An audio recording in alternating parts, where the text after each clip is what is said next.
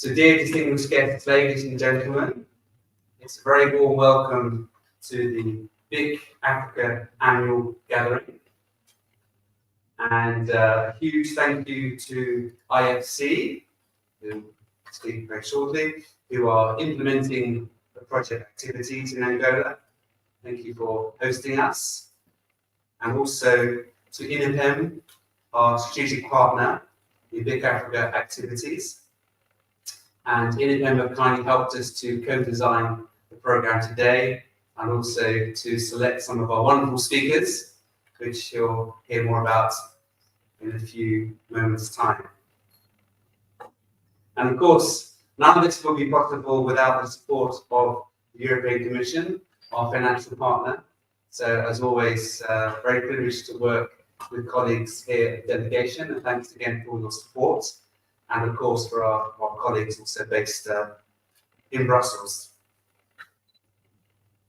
So today we're going to take a journey across a number of African countries, and you'll see that we have representation from the countries that we work in. More about that soon. And really, as you can see, the event is all about how we can empower young startups transform Agri-Tech and agribusiness sectors. So again, I'll just go back to the slide there to give you a second chance to download the agenda if you haven't done so.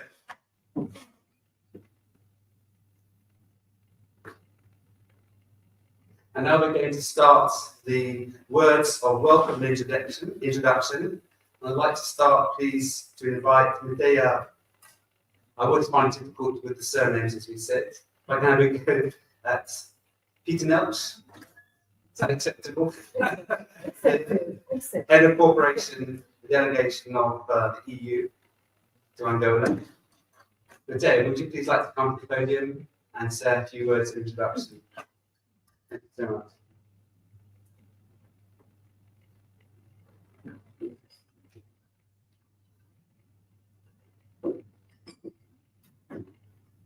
I've been saving my voice for this, so hopefully it will all go swimmingly, but this microphone certainly helps. So with that, good afternoon, hello. What better way to start but to greet our friends from the IFC, from INAPEM, and our international guests. It's really a pleasure to have you all here, and thank you so much for joining us today.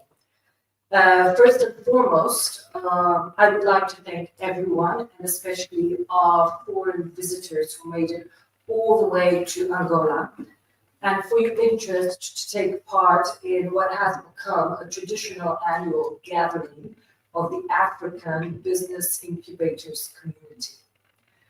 Having taken place every single year since 2022, for the fourth year in a row, the event now finally comes to Luanda. And organizing this is no small feat. So a very special thank you to our friends at the IFC, and especially from the European Business Network for their hand, all too often invisible, in making this happen. And of course, my sincere gratitude to our partners from INAPEM for their constant support and guidance, which I have no doubt will also give a very distinct Angolan flavor to both our discussions and to the special event later on today. And finally, I want to express my deepest regrets to our colleagues from Somalia and Comoros, with the exception of one, the lucky one from the Somali delegation and the one from the Comoros. And unfortunately, yes, the rest couldn't be here because of the late issuance of the apologies for that, but very happy to have the two of you here today. The two-day African boot camp has just completed, so I do hope that that has lived up to your expectations. The aim was obviously to give you all a chance to connect, to share experience, to exchange with experts on innovation, entrepreneurship, especially the startup ecosystems.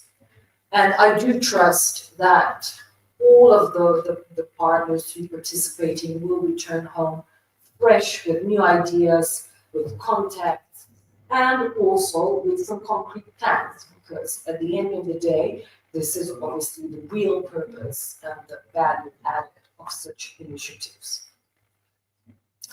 Now, coming to the theme of this year's gathering, empowering youth-led startups to transform Agri-Tech, agribusiness, and value chains for food security.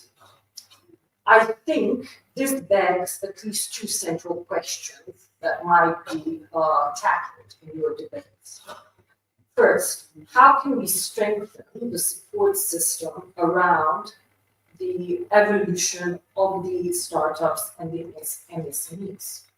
And then possibly the second one, also, how can we explore and harness the potential of Agri-Tech in our development contexts?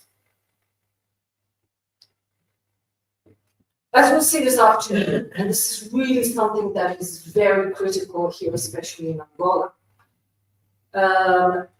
these actions have addressed in your countries, and especially here in the country, in our country, in Angola, have been addressed through the program and other actions implemented jointly by the European Union and INAPEM. So we're very happy to share some of these preliminary experiences. Together, the European Union and INAPEM are working incessantly to build a coordinated platform that joins up all key actors involved in promoting entrepreneurship and innovation, so that they can better strategize, plan, and at the end also deliver effective support services. This, what has become to known as the National Network of Incubators, already includes incubators, mentors, business angels, but also banks, guarantee funds, even venture capital players, and also actually members from the judiciary community. And the list keeps on growing. So we are extremely proud and happy that we are reaching that, because our shared goal is indeed to use this platform to accompany entrepreneurship throughout their journey, from the initial business idea through scaling up, and what again is particularly important in the context of Angola, to the formalization of these undertakings and the existing businesses. The crucial point I want to emphasize today is that we have made this approach, we, the European Union, we have made this approach integral to all our planning, development, activities planning in all the EU sectoral programs, while INAPEM, on their end, has made it a central pillar of their strategic plan. So within this growing partnership, there are several very concrete initiatives already agreed. For instance, support to the actors in the economy. Then there is planned support for young people who have completed their technical, vocational training. And I can already announce the budding discussions that are taking place on how to support Agri-Tech businesses along the Lobito corridor. So the corridor linking the Angolan coast with the Democratic Republic of Congo and Zambia. And in preparation for that, we are, and that's in partnership with the IFC, of course, I must mention, already piloting Agri-Tech support by training small-scale farmers to engage in contract farming with major agro-industrial companies in grain and in livestock production. Additionally, also with IFC, We have conducted a diagnostic study into the startup ecosystem, and on that basis, we are now supporting the formulation of a Startup Act, as I understand, something that is in the preparation or has been already designed in some of the participating countries today. And this formulation of a startup actually, its help builds up on a previous EU assistance to INAPEM in drafting of their national strategy for entrepreneurship promotion. So I'm explaining all this because I think it is just important to highlight this growing relationship between the institutions and the finance partners. And the partnership, EU's partnership with INAPEM has really grown steadily, both in scope and in depth, and all that in support of economic diversification and entrepreneurship promotion, one of the core policy priorities of Angola.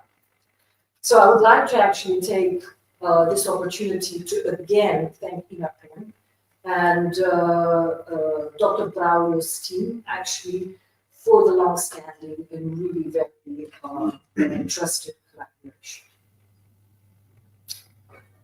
To conclude, I do hope that during the 3 panel discussions ahead, we will all have the chance to share experiences, to learn from one another, and to continue building stronger connections and bridges across our incubation systems. I wish you really lively and fruitful discussions. And during this, and during the entire day, hopefully, you will do also capture a bit of the Angolan essence. I do hope sincerely. It's a wonderful country with lovely people with much potential. So thanks once again for being here with us, for sharing your insights, for building connections, and for keeping the big Africa alive, and hopefully alive beyond the scope of this project. As we like to say in Angola, estamos juntos, we're in this together. Thank you so much. Thank you very much, Deja, for those welcome words. Oops, right. Thank you indeed. Now I'd like to invite Rashid, the country officer of IFC, please, to also make his introduction. Rashid, please, thank you. Boa tarde a todos. Eu vou falar português. Primeiro de tudo, cumprimentar o governo da Somália, a União Europeia, parceiros de longa data do IFC. Queria agradecer em especial à matéria, porque viu muito dos meus talking points, então eu vou falar de cor, porque explicou bem a moldura e como é que as nossas instituições se encaixam. Mas eu queria só dizer que o IFC, como parte do Banco Mundial, os temas que esta iniciativa incubadora cobre, nomeadamente a parte que liga à agricultura e à tecnologia, e obviamente depois para desaguar no setor financeiro, quase que são um decalque daquilo que são os objetivos do Banco Mundial, do Grupo Banco Mundial, ao qual o IFC pertence, e da estratégia do Grupo do Banco Mundial para Angola, que é garantir a segurança alimentar, apoiar a criação de empregos é uma urgência, e naturalmente, consequência dos dois, reduzir a pobreza. Acho que este tipo de iniciativa está completamente alinhado com estes nossos objetivos, e nós no IFC, obviamente que complementamos o trabalho dos outros parceiros de desenvolvimento e dos nossos irmãos mais velhos do Banco Mundial, através do trabalho de apoio ao setor privado. Obviamente que o nosso objetivo último é o financiamento de empresas e iniciativas privadas, mas sabemos que nestes ambientes nem sempre é fácil. O ecossistema de empresa, de empreendedorismo, não está pronto. Então nós engajamos a montante daquilo que seria uma transação de financiamento por BIC. E gostamos de trabalhar com os parceiros de desenvolvimento e com o governo para criar casos de investimentos e para apoiar o tecido empresarial para a prontidão para o crescimento. Nós fazemos isto através de projetos que são focados em vários setores, e a agricultura e o setor financeiro intermediados pelo digital são uma das nossas principais prioridades. Portanto, nós vamos aqui falar disto com mais detalhe, mas eu queria apenas agradecer, e repetindo um pouco o que disse a Mateia, queria agradecer a parceria com o INAPEM, que tem sido de longa data e que tem coberto vários aspectos que a Mateia explicou, desenvolvimento de incubadoras no meio rural, que a minha colega vai explicar, desenvolvimento de fintechs, e depois como é que todo este ambiente pode ser encaminhado através de uma moldura regulatória adequada. E por fim queria agradecer à União Europeia, não só o apoio a esta iniciativa concreta, mas o apoio de longa data, começou já há, se calhar, 4 anos, com o EDI, acho que já nos conhecemos há bastante tempo, que tem apoiado justamente este esforço do IFC para apoiar o setor privado e para criar casos de investimento. Portanto, muito obrigado a todos, desejo-vos um bom evento e só dizer que temos ali uma mesa de colegas do IFC recheada que pode cobrir muitas das vossas aspirações. Muito obrigado. Thank you very much, Vasco. Indeed, it's been a pleasure to work with you and your colleagues on the BIC Africa project the last 4 years, 5 years coming up soon, and hope to collaborate, of course, going forward. So now, Dr. Raul Gusto, Chairman of INAPEM, again, like to invite you to say a few introductory words. I think, Raul, we met in your office in May 2024 to start preparing this event, so it's been a long birth. And so a pleasure to have you here today as well. Thank you.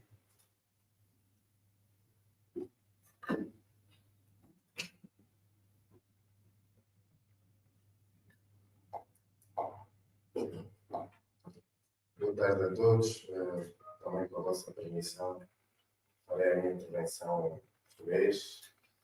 Queria aqui cumprimentar os nossos parceiros da União Europeia, do IFC, naturalmente toda a equipa que esteve por detrás da preparação deste importante evento, que é do lado da INAPEM, mas também da equipa do BIC África.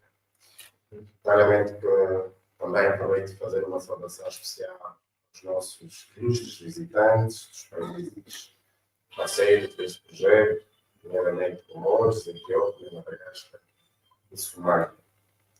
Para nós é com profunda honra e sentido de responsabilidade que o Instituto Nacional de Apoio às Micro, Pequenas e Médias Empresas, os Apoio de Luanda, como anfitrião do BIC África no Gathering 2015. Para nós, esta 4ª edição representa muito mais do que um evento técnico. É para nós um marco institucional e simbólico, pois reconhece o esforço da Angola no papel do empreendedorismo e da inovação, 2 pilares estruturantes do desenvolvimento económico nacional. O INAPEM é o órgão do Estado responsável por promover, regular e desenvolver o setor das micro, pequenas e médias empresas e startups, mas somos mais do que uma instituição reguladora. Somos um motor de dinamização, sabendo desde já que o nosso papel não se esgota na certificação de empresas, mas sim começa quando ajudamos ideias a transformarem-se em negócios, negócios em empresas sustentáveis e empresas em agentes de transformação social e económica. A realização do BIC África no Gathering, em Angola, é para nós um sinal de maturidade institucional e de abertura ao mundo. Esta iniciativa, financiada pela União Europeia e o Agribusiness Network, com o apoio técnico do IFC, através do Programa de Incubação, Apoio, é um exemplo inspirador de cooperação internacional orientada para resultados concretos.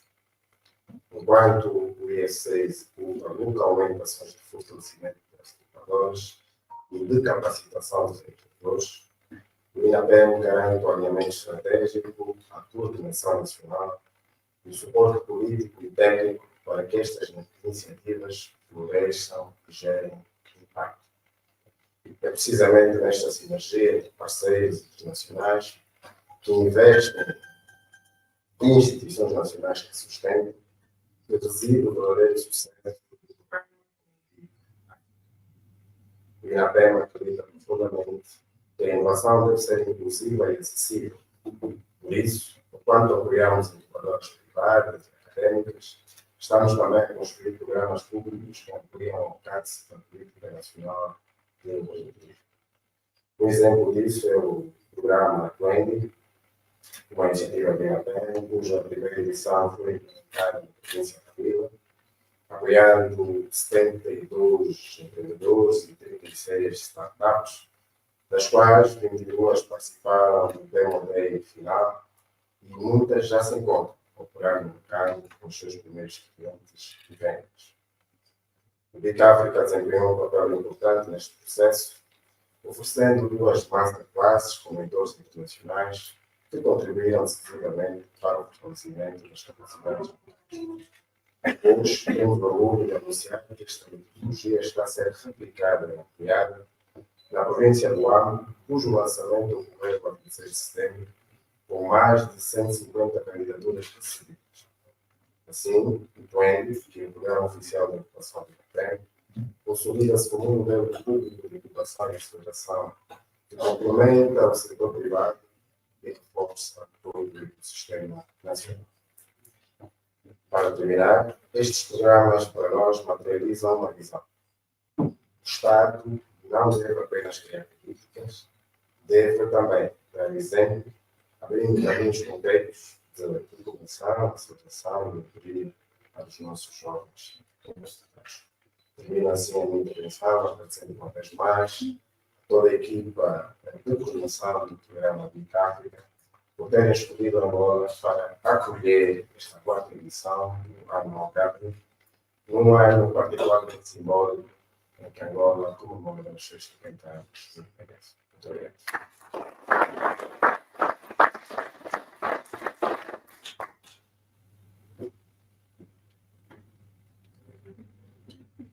Thank you very much, Claudia. Much appreciated. We're now going to have a quick overview of the BIC Africa project, and then we're going to have more of a deep dive into some of the individual country projects, and some great presentations coming up in the first panel. I will try to be reasonably quick. Some of you, I think, are aware of what we're doing. Indeed, BIC Africa stands for African Business Incubator Communities. And as was mentioned, myself and the teams, we have Christina, who's here today, and Dalit, the back, the great invisible team. They, like myself, represent EBN. EBN is essentially a network of incubators. We call them innovation centres.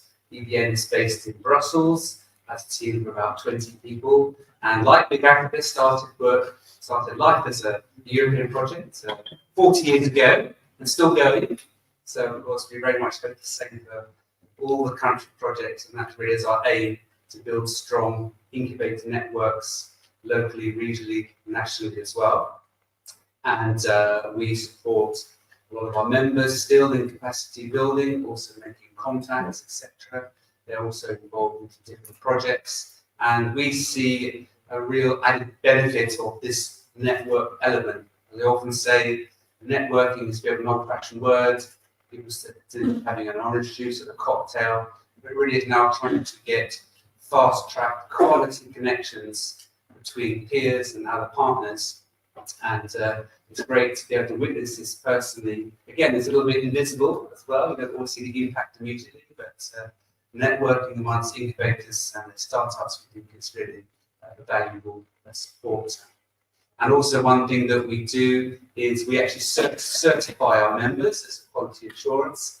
This is something that we've been piloting in the BIC Africa project. And we're here today a bit more about perhaps how some of the country projects can take that work on.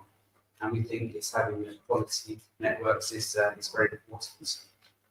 So indeed, we are present in 5 countries working with different implementing partners. So IFC here in Angola and Comoros and Unido. Unfortunately, they couldn't be with us today, but we have one representative from Comoros. Have you seen him? It's great, super, yes. So thank you very much for coming. And we really miss your colleagues. But we are going there for a boot camp at the end of November. So it'll be great to meet everyone there again. Of course, from Ethiopia, we have Sekwer, who is implementing partner, and some incubators with us the last few days. Just raise your hands. So you know who you are. So thanks very much. And of course, we have our guests from Madagascar. Please, at the back there. Now, guys, you can't sit at the same table. We did say rule number 1. So we can break you up after. And of course, from Somalia, we have Stefan from Instituto and the Director General from the Chain of Commerce and Finance today to join us. So thanks very much. And again, we'll be on the panel a bit later on. So this is a little bit our vision, our mission. I think that we all share this. I think, of course, the slightly added part is that through BIC Africa EVA, we're trying to also to make connections to Europe. And I think that I've been surprised, in fact, overall, how we've been made very welcome, our experts and the expertise they have given and shared over the last 4 years. It's been very valuable, I think. And it's something I think we should look to continue. And we're then trying to forge strong connections between incubators and also companies. So further down the road, there could be hopefully opportunities for markets, business, investment. So this connection to Europe, we think, is important. And I think it's growing as well. The interest in Europe also to look at what are the possibilities in Angola and other country projects. So indeed, most of the projects, first of all, did like an ecosystem mapping to find out what is the state of the ecosystem, and then selected a number of incubators to support. You'll hear more about that from the country presentations. And we also, going forward, try to look at some of the opportunities through projects or other opportunities for the incubators and also their client companies. Like the country projects, our main support is to the incubators, but we have had a couple of initiatives focusing on support to startups, and we have run an accelerated program for women entrepreneurs, which is online.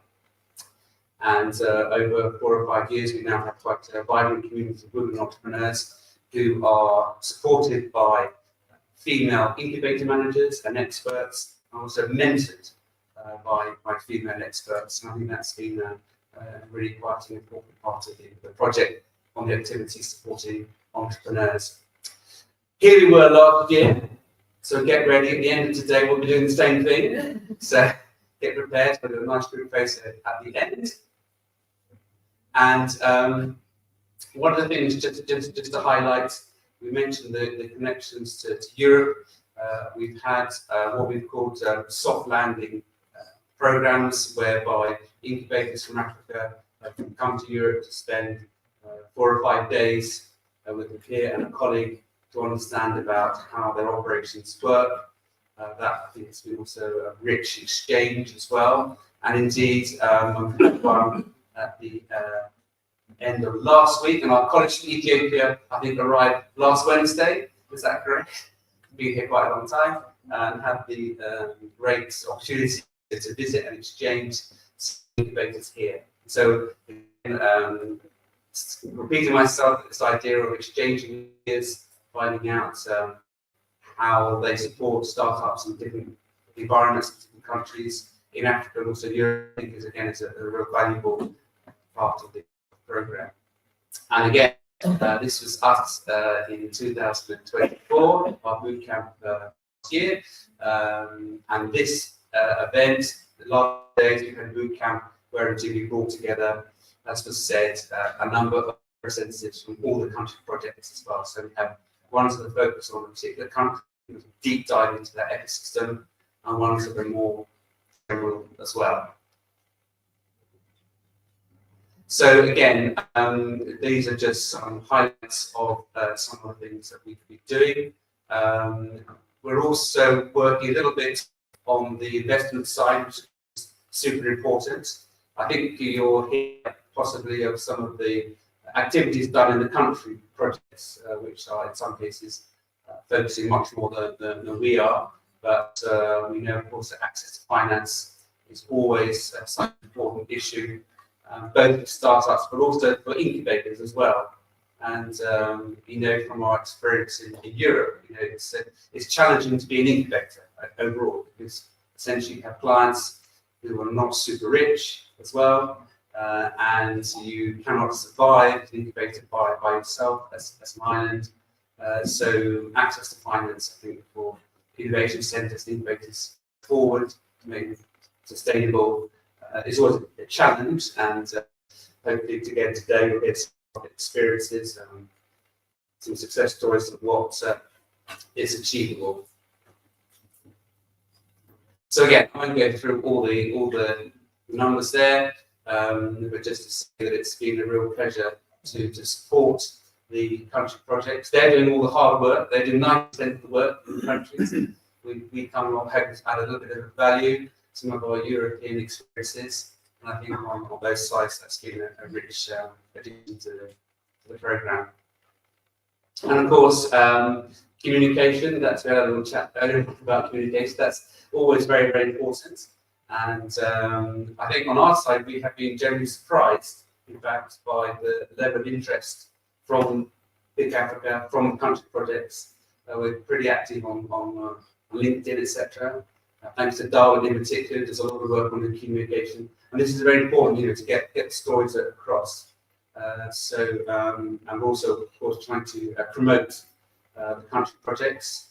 And indeed, in some countries in Europe, we know little about Angola, for example. We know little about Madagascar. So I think there are some other things we can look at together going forward as well, to look for other opportunities. And briefly to mention this, as I said a bit earlier, we think it is important in ecosystems to have quality standards for incubators. And of course, we know with INAPEM, that's something that will be carried forward in the next couple of years. That's really our core expertise in EVM, because we certify our members in Europe. And what we've been doing is to take our methodology and test it a little bit. It needs to be adapted to meet indeed in individual country perspectives as well. And I think what's important for us is that the need for this sort of approach is better when it is bottom up. So hopefully it comes from the ecosystem, who says we are a group of 20, 30, 40, doesn't matter how many incubators, and we want to build a network together, and we want to be seen as being quality players. And so let's see with our colleagues, our ministries, our supporters, our partners, how together can we build a robust quality assurance program. And I think that you might hear some also stories over today about how work has been done on that. I think that's also an important part. And we always say, also again, it's not, unlike some approaches, it's not about quantity, it's about quality. So yeah, overall, it's better to have a smaller ecosystem that are supporting some top quality, high flying startups, and just having a lot of numbers. So again, it's all about the quality aspect. Great. So I think I have concluded my presentation here for today for the moment. And as I said, that is the core team. And so we're actually going to move on straight away to panel one. So we can now hear about some of the experiences from the country projects. So I'd like to invite please to come and sit at on the stage. First of all, Karina Costa from IFC, from Angola, of course. And also Stefania Bate from Somalia, Nido, And then I've always said Walla, but I've never pronounced Walla's full name. So Walla is coming to join us neither Madagascar. And unfortunately, yes, our colleague Antis from Comoros could not be with us today. So finally, I'd like to invite Oliver Pelzer from Sekwa from Ethiopia, of course, to come and join us, please. Oliver, thanks very much.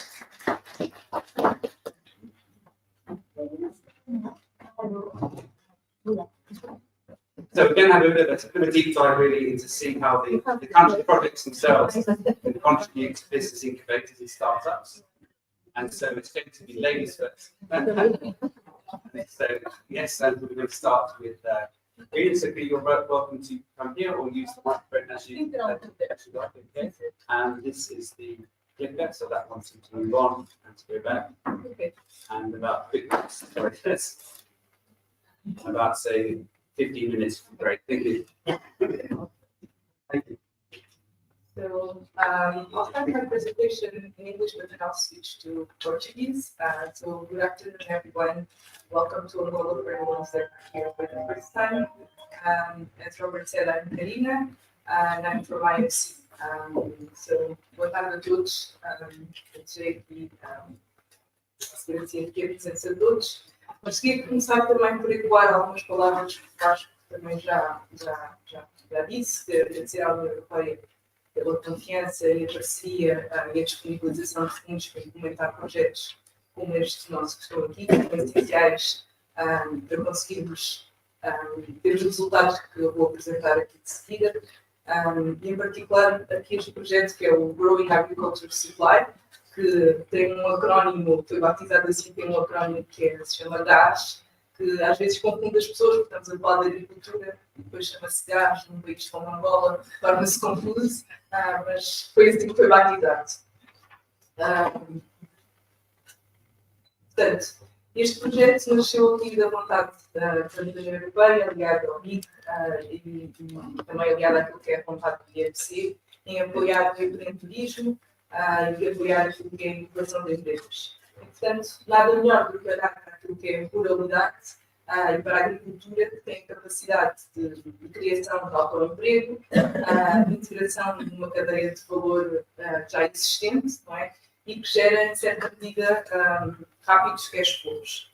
Portanto, este projeto está a trabalhar para desbloquear, o projeto que vamos implementar trabalha para desbloquear aquilo que são constrangimentos que existem atualmente em empresas que atuam no setor agrícola, ou seja, o foco do trabalho é a implementação deste projeto, a implementação do Agri-Incubator, uma incubadora para o setor agrícola, mas com foco na agricultura. E, portanto, como não podíamos olhar para o setor agrícola, começando da casa pelo telhado, esta incubadora também teve que olhar a montante e olhar também para aquilo que era a cadeia de valor da produção de cereais para a produção de prevenção para o setor agrícola. E, portanto, além disso, tendo em conta algumas sinergias existentes com alguns outros setores e que também têm um grande contributo para aquilo que é a diversificação da economia angolana e está alinhado com aquilo que é a estratégia de Angola, juntámos aqui com outros doadores também, outras culturas, como café e frutas tropicais para a exportação. E, portanto, o projeto foca-se muito em trabalhar diretamente com empresas que estão nesta cadeia de valor agrícola, com o foco na agricultura, em que tenta trabalhar, aumentar aquilo que é a produção local de cereais para a produção de ração para o setor agrícola, aumentar aquilo, e portanto a produção também agrícola, aumentar aquilo que são os estándares e desbloquear também potenciais exportações em outros setores. Os resultados estão à vista. Até hoje, passados estes 4 anos de trabalho neste projeto especificamente, o IFC já tem na calha um financiamento de 40 milhões de dólares diretos para o setor agrícola. Todas as vendas que já foram geradas pela intervenção deste projeto somam 35 milhões. Temos, pelo menos diretamente, atingidos 43 mil agricultores e várias empresas certificadas em qualidade de segurança alimentar, 6 empresas. Isto foi tudo feito graças a muita formação, muitos workshops, seminários, conferências feitos pelo IFC com alguns parceiros, cerca de 90 eventos que foram feitos, 2.700 pessoas que participaram nestes eventos e temos também aqui formação específica para a certificação em qualidade da parte da segurança alimentar, cerca de 720 participantes.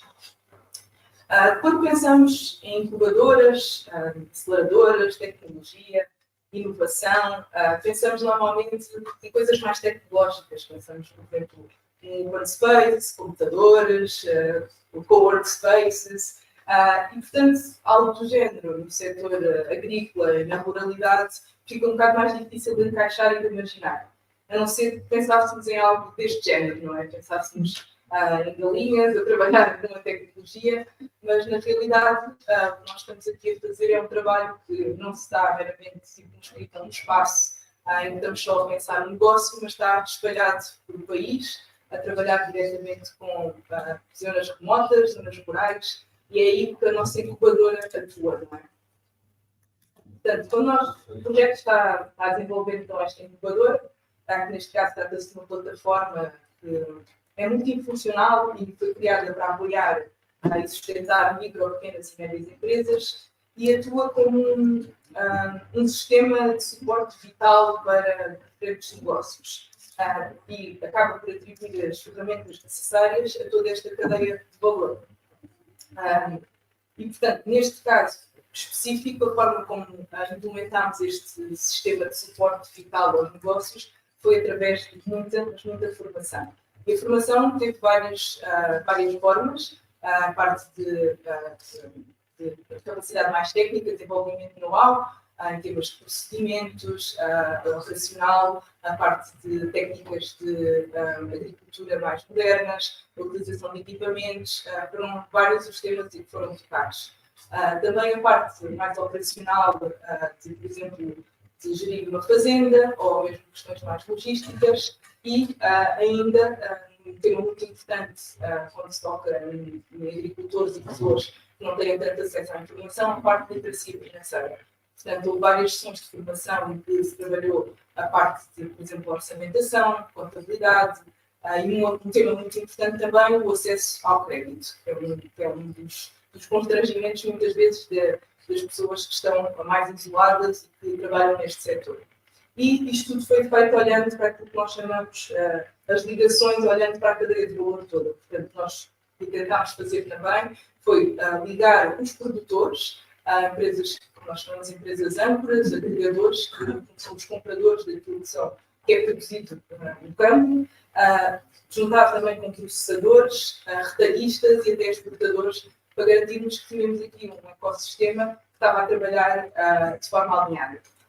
Isto só é possível também garantirmos a sustentabilidade deste sistema quando também estamos a formar outras pessoas que vão perdurar depois este conhecimento e vão conseguir garantir que o conhecimento não está circunscrito a determinadas empresas, mas que depois está disponível no tempo. Isto é um trabalho que está a ser feito, que tem a ver com a formação também de pessoas que não estão só relacionadas com as empresas com quem nós trabalhamos com associações, para garantir que são criados hubs de conhecimento e que depois tocam em diferentes clusters em diferentes zonas do país. Dizer também que isto foi tudo feito, olhar para o tema principal com foco de cereais, oleaginosas, as frutas da exportação, café e, obviamente, também na parte da agricultura e atingiu várias empresas, desde setores de retalho, como supermercados, processadores alimentares, portanto, teve uma grande abrangência. Portanto, passo aqui agora à parte que foram as nossas aprendizagens, desafios e as soluções que nós fomos implementando ao longo do tempo. Existe o primeiro tema que nós identificámos, ou o primeiro problema que identificámos para a implementação de uma incubadora no setor agrícola, está relacionado com as limitações na produção de cereais para a produção de ração para o sistema agrícola. E, portanto, atualmente são olhados a dois componentes muito importantes, que é o milho e a soja. O milho atualmente é insuficiente hoje em Angola para o consumo humano e, portanto, não sobra quantidades suficientes para a produção de ração. Portanto, havia necessidade de incrementar esta produção. Por outro lado, a soja era uma cultura que praticamente era inexistente em Angola, e a razão pela qual não existia é porque não havia incentivos, porque não havia bem indústria depois de processamento. Portanto, o agricultor não ia plantar esta cultura se depois não tivesse como escoar. Portanto, para ultrapassar este problema de não existir limitações na produção de cereais, houve muita produção, muito training, muita formação que foi feita para aumentar aquilo que era a existência de cereais, porque se pensávamos que 70% dos custos, por exemplo, de uma galinha de frango estão relacionados com a ração, que são os cereais, era preciso, para tornar esta indústria que poderá existir em Angola competitiva, tinha que se tratar também este ponto. Outra parte também dos desafios que encontramos foi a inexistência de o que nós chamamos de pinto de dias e galinhas reprodutoras para o setor avícola para a produção de frangos de corte. E, portanto, a inexistência destes dois produtos, digamos assim, criava também um problema naquilo que era se o pequeno agricultor quisesse produzir galinhas para vender, não tinham de adquirir os pintos e, portanto, também não tinha ração, e este era um problema global.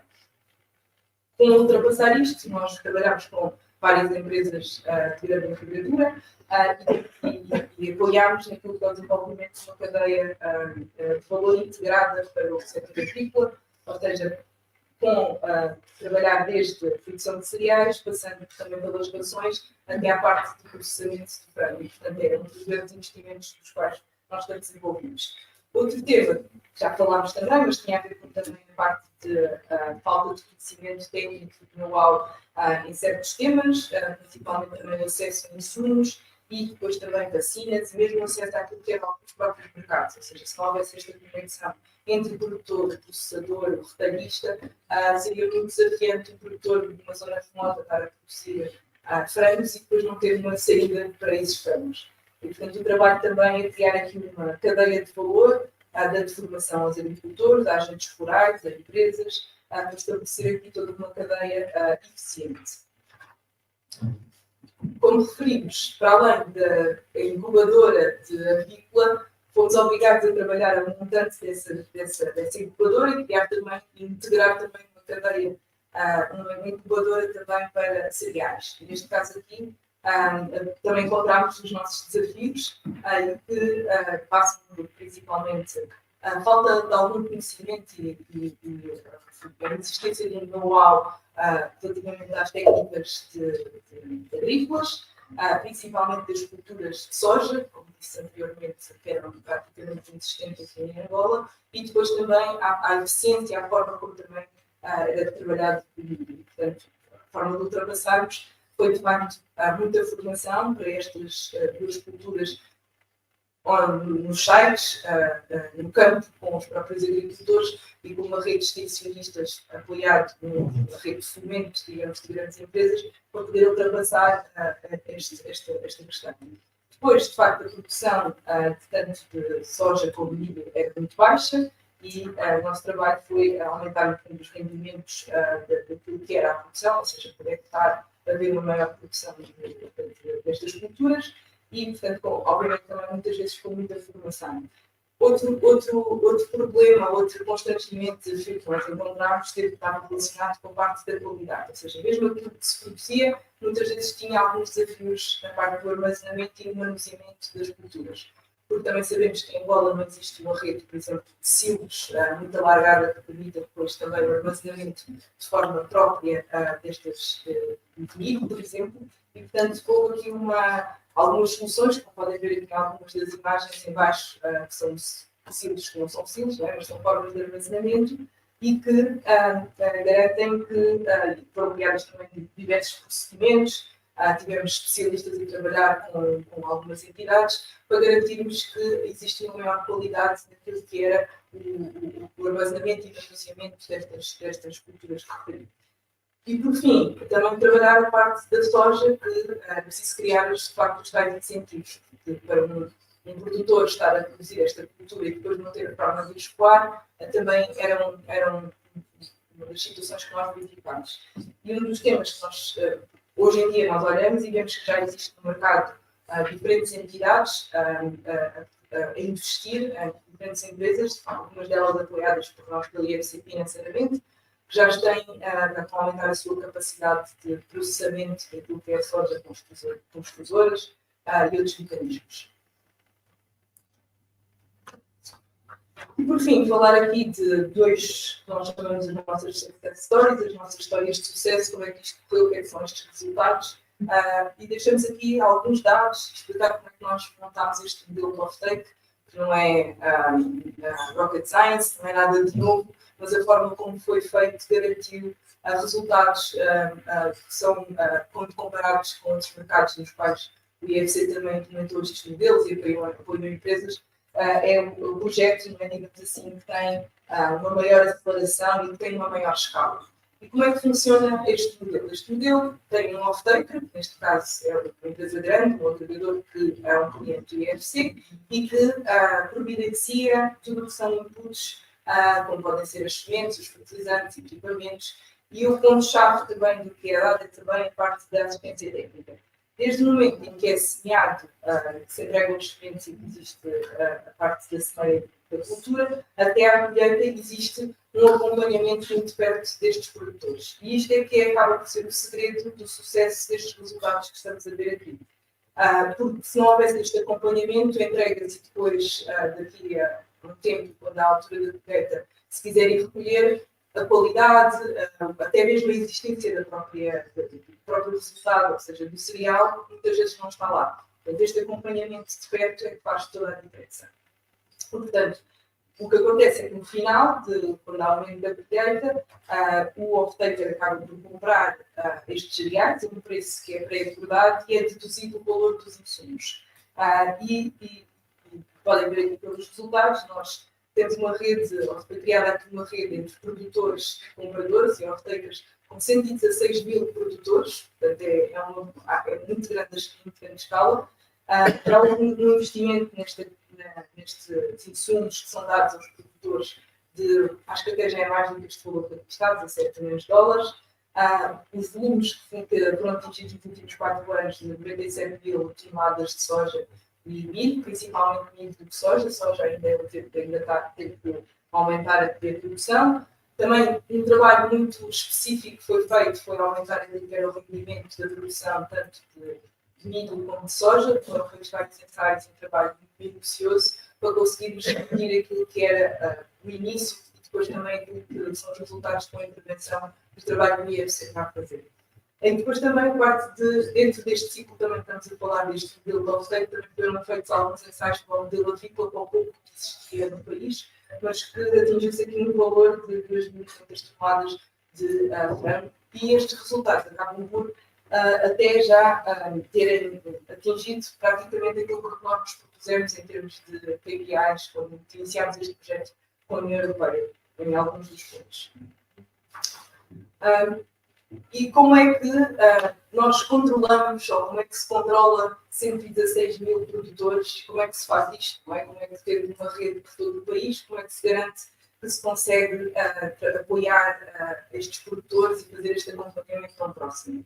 Portanto, um dos nossos clientes, que tem esta grande rede, teve que criar uma plataforma digital feita à medida para eles, mas que é completamente replicável, e esta plataforma digital foi desenhada para apoiar aquilo que eram as operações do dia-a-dia de acompanhamento desta assistência técnica e de todo este trabalho que eu descrevi anteriormente. E funciona como uma base de dados centralizada em que mede aquilo que é a relação entre os produtores e aquilo que é o comprador final, não é? Esta empresa que dá o apoio.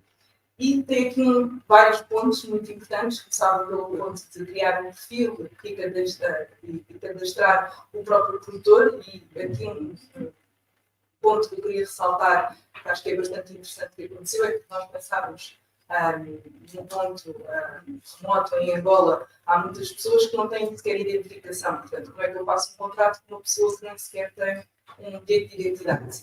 E, juntamente com o Instituto de Registros, foram criadas equipas que estavam em campo para criar a própria identificação das pessoas. Portanto, houve aqui um trabalho também, uma componente social muito grande, para poder garantir chegar a todas as pessoas e estas pessoas estarem realmente cadastradas.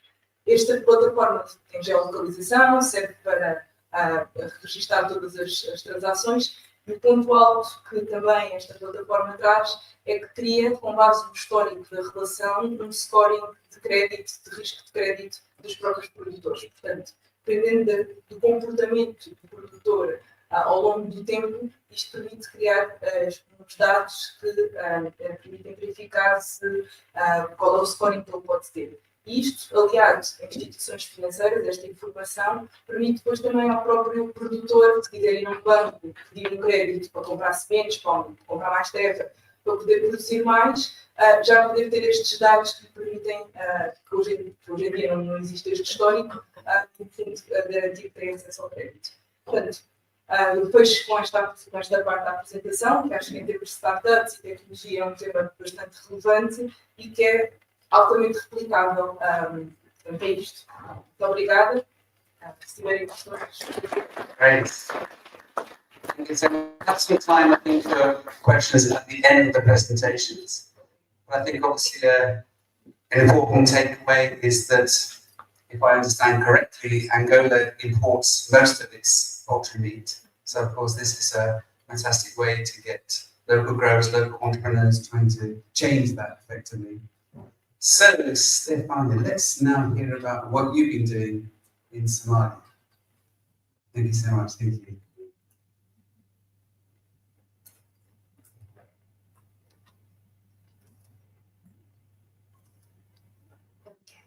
So thank you, Robert. Good afternoon, everyone. My name is Stefania Light, and I'm coordinating the BIC Somali project. It's a real pleasure to be here today. So before starting, I'd like to thank the Director General of the Minister of Commerce and Industry, which is here with us today, and whose leadership in co-chairing the project steering committee really have ensured national ownership and long-term sustainability. Thank you for being here.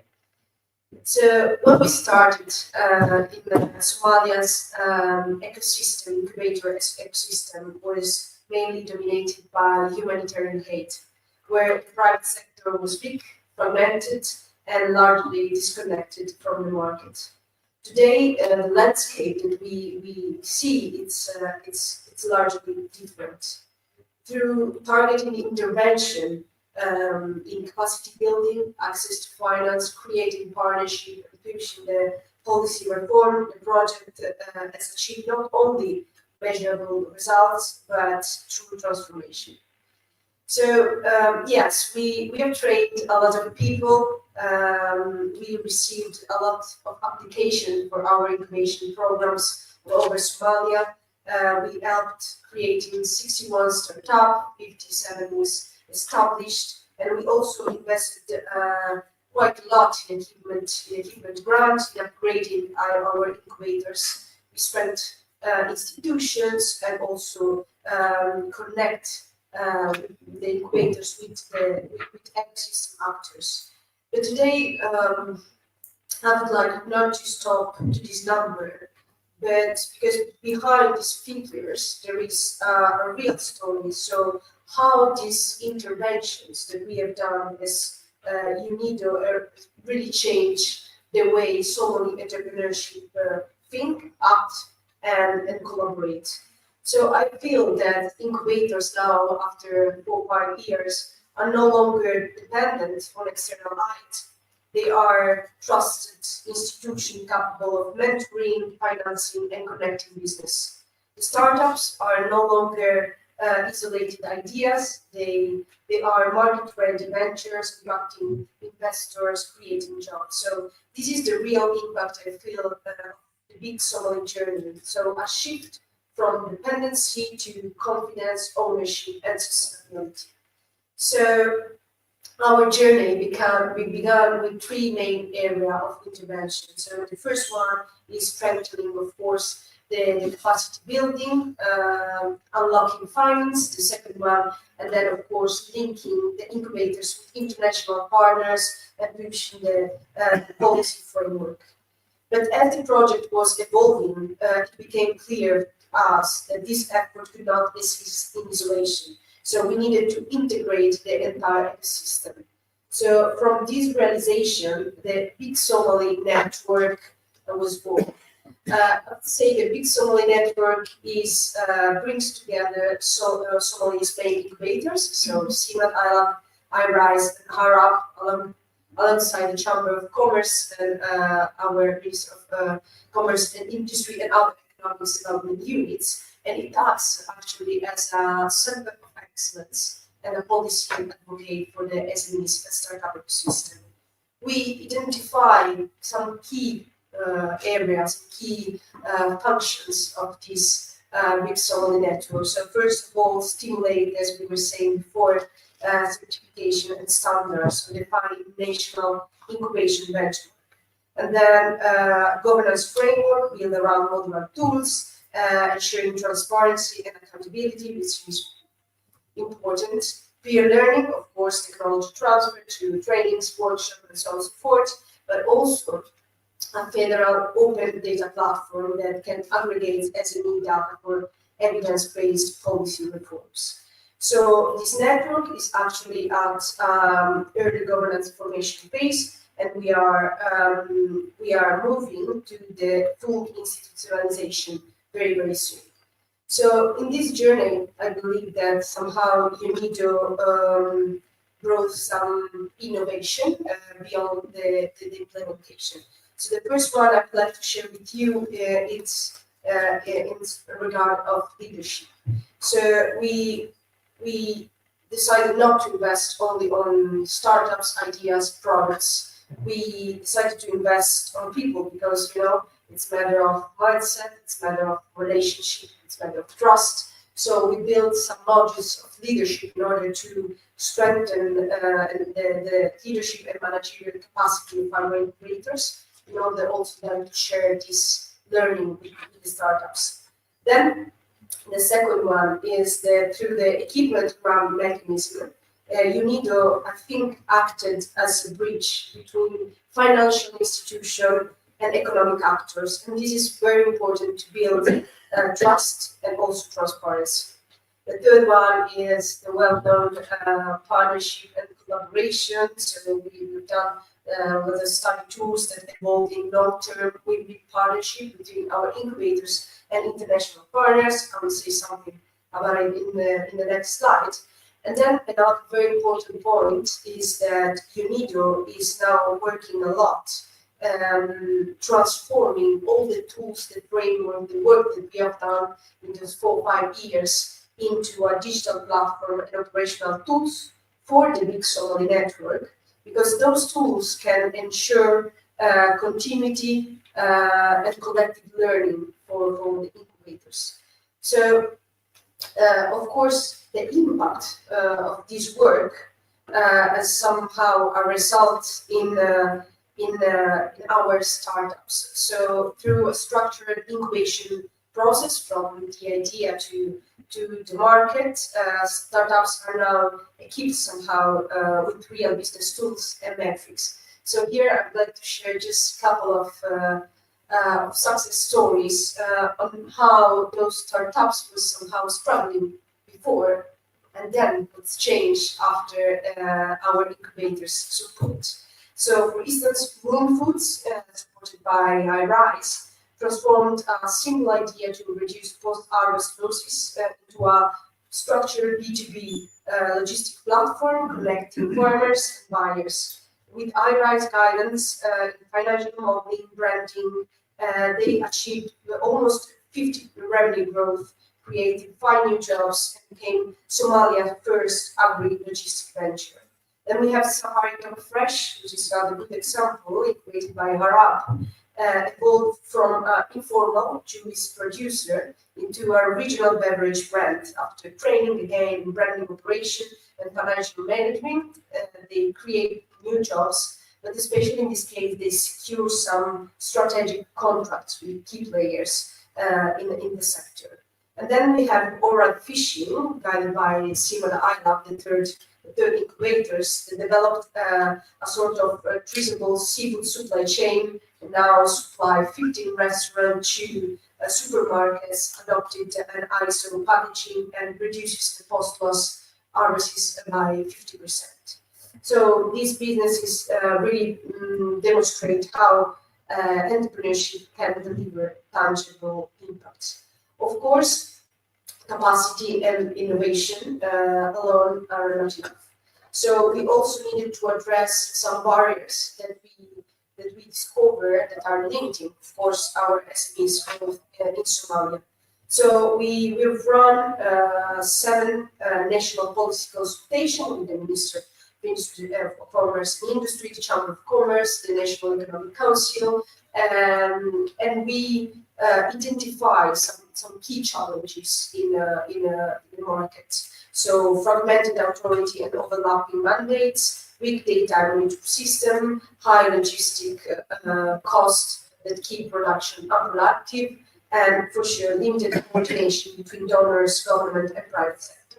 So all those discussions led to design a new enabling framework that will become soon a new policy document that will cover some key topics like policy standard, inclusive finance, regulatory simplification, and industrial infrastructure. So this is for us a significant milestone because it means that the private sector development is no longer a project component, but somehow it's part of the government national transformation plan. So, as I was saying before, UNIDO during the project has contributed also to reinforce international partnership that bridge some incubators with local innovation ecosystem. Those are some pictures of the last study tour that happened in May in Europe.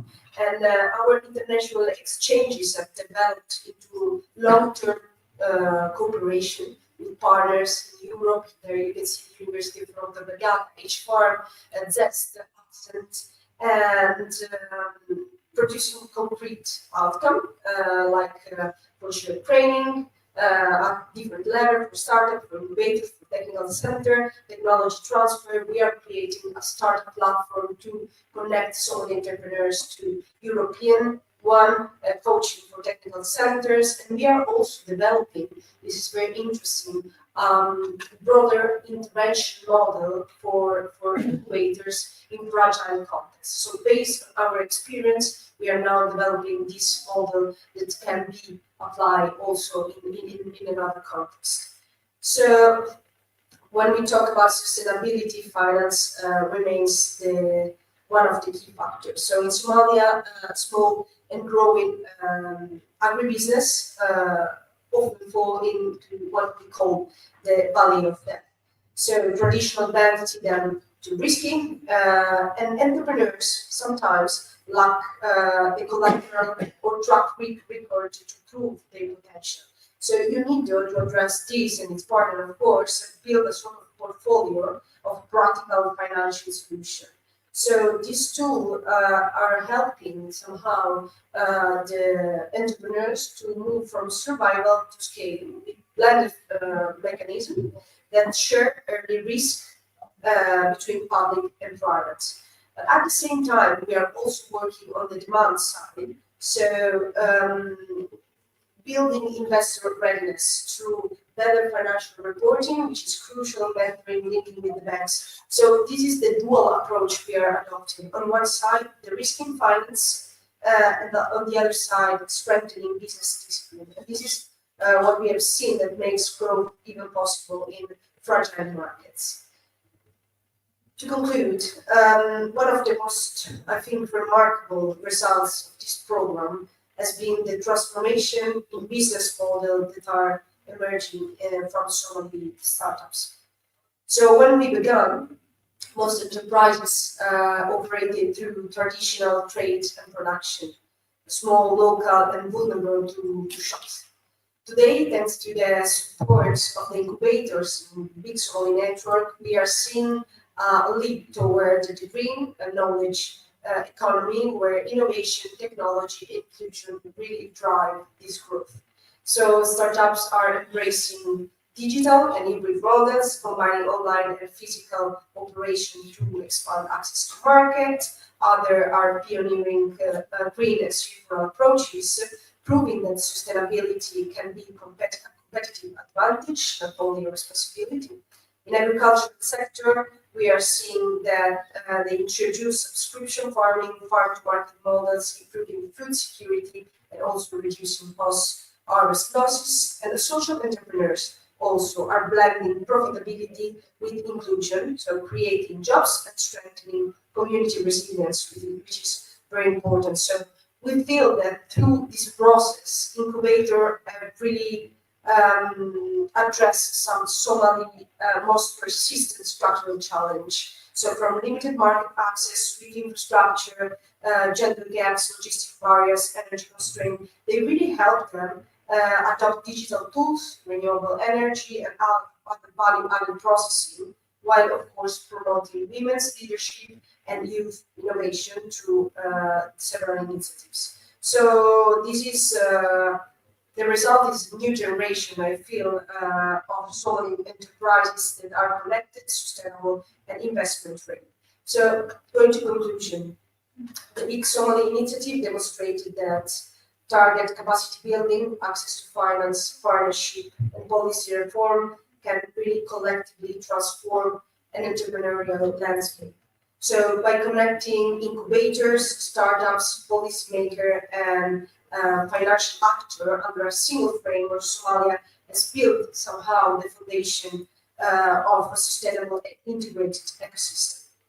So Incubator now have become center of excellence. Startups are market ready and impact driven, really, and the government has taken ownership by making this transformation in national policy.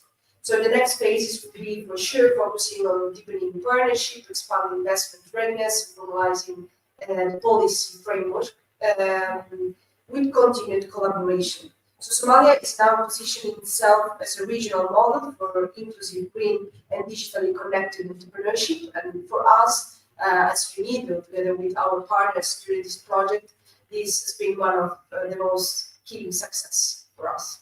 Thank you. Thank you very much, Stefania. That's a very comprehensive overview, and interesting to see that, as you mentioned, the network of incubators is starting and becoming stronger. And thanks again for sharing those particular case studies. It's always great to see more detail about the companies that you're supporting. So we're now going to get on board the Pick bus once again, or perhaps plane. I'm going to go to Madagascar. Valentina, please come and join us and tell us more about the work that you and your colleagues and partners have been doing. Thank you. Thank you, Robert, and good afternoon, ladies and gentlemen. My name is Bruna Pakutreza. I am the UNIDO country representative to Madagascar, and I'm leading those young people from Madagascar. So today, if you would like to put a slide.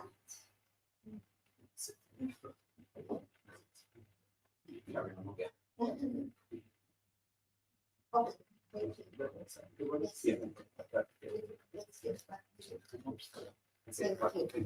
Thank you very much. So today I'm going to bring you to Madagascar and tell you the story behind the Incubus project, which is a project supported by the European Union and implemented by UNIDO and UNCDF, as well as by another entity called SEED.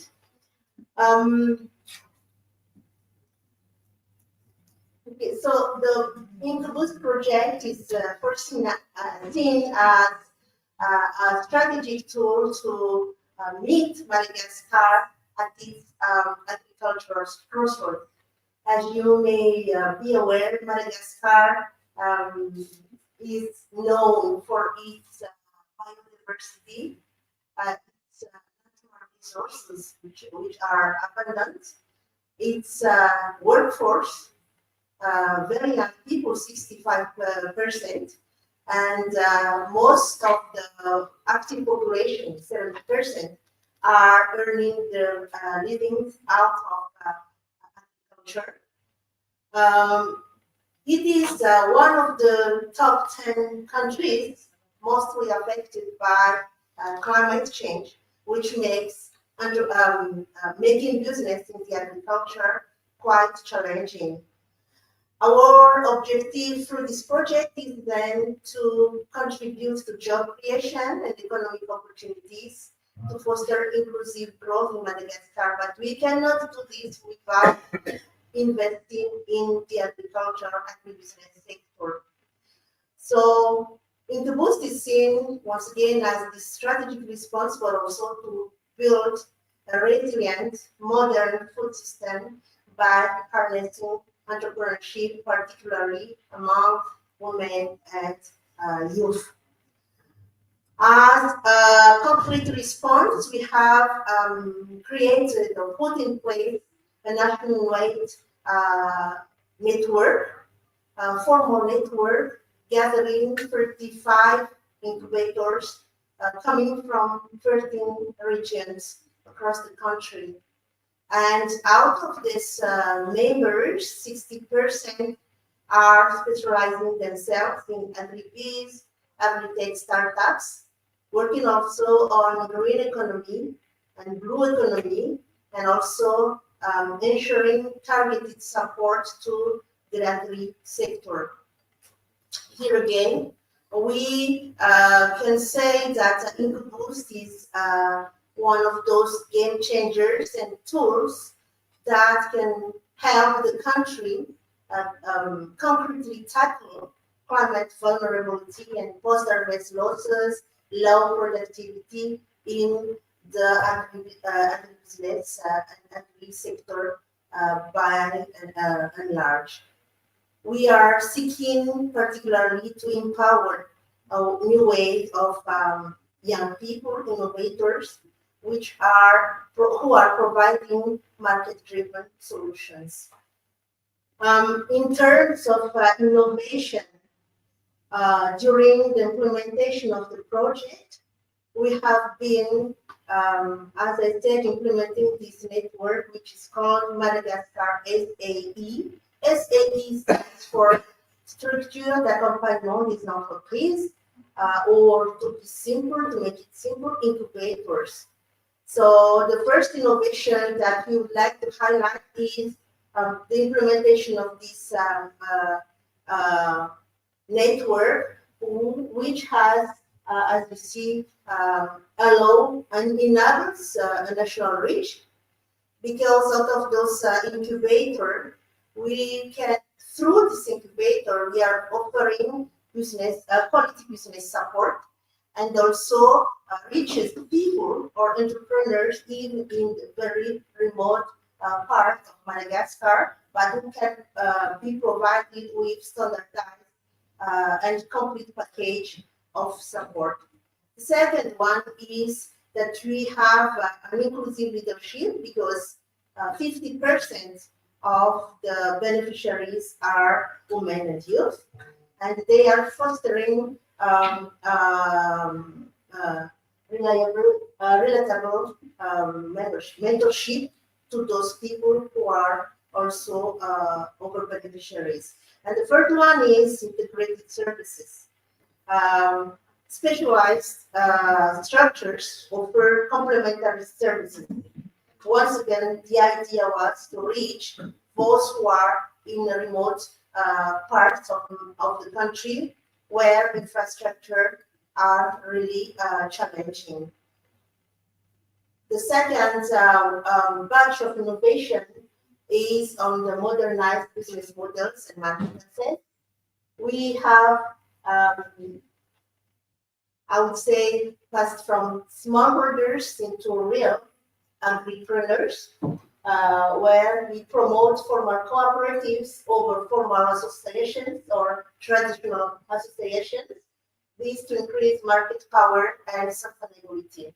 We have digital market access as well, where we partner with local platforms like Access Plus for online central purchasing, directly connecting producers with buyers.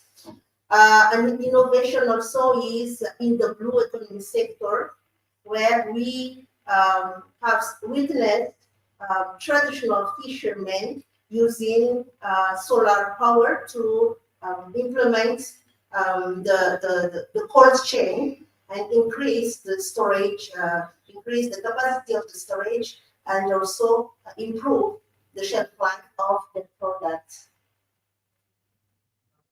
And the last, I would say, batch of innovation is that we have incubators who are using and adapting training tools. For example, by partnering with ILO, we have implemented and developed training tools which are targeting people who don't even have the capacity to read. So that we are using specific tools, digital tools also, to help these people with this capacity building. We also use over online platform like HP Live or over like IP training, PI training. The idea was to foster this entrepreneurship mindset in our beneficiaries. And we are embedding sustainability in our very operations, and for the entrepreneurs that are supported through the Madagascar SAE, we have incorporated CSR, we have incorporated SDG, because now that the global aid landscape has been shrinking, donors are more and more focused on how to achieve the SDG agenda and how to achieve more sustainability with the climate change issues, so that we are helping the companies and the startups and entrepreneurs to embed those principles from the very onset of their business concept. The lessons we have learned from the ground include the fact that we know that women always lead the way. They often outperform due to a higher proactivity, due to higher resilience. We also witness the fact that youth engagement is a journey. We have to be very patient, because creating the shift in the mindset from being a traditional job seeker into a boss creating job, it takes time, but it is needed, this change is needed.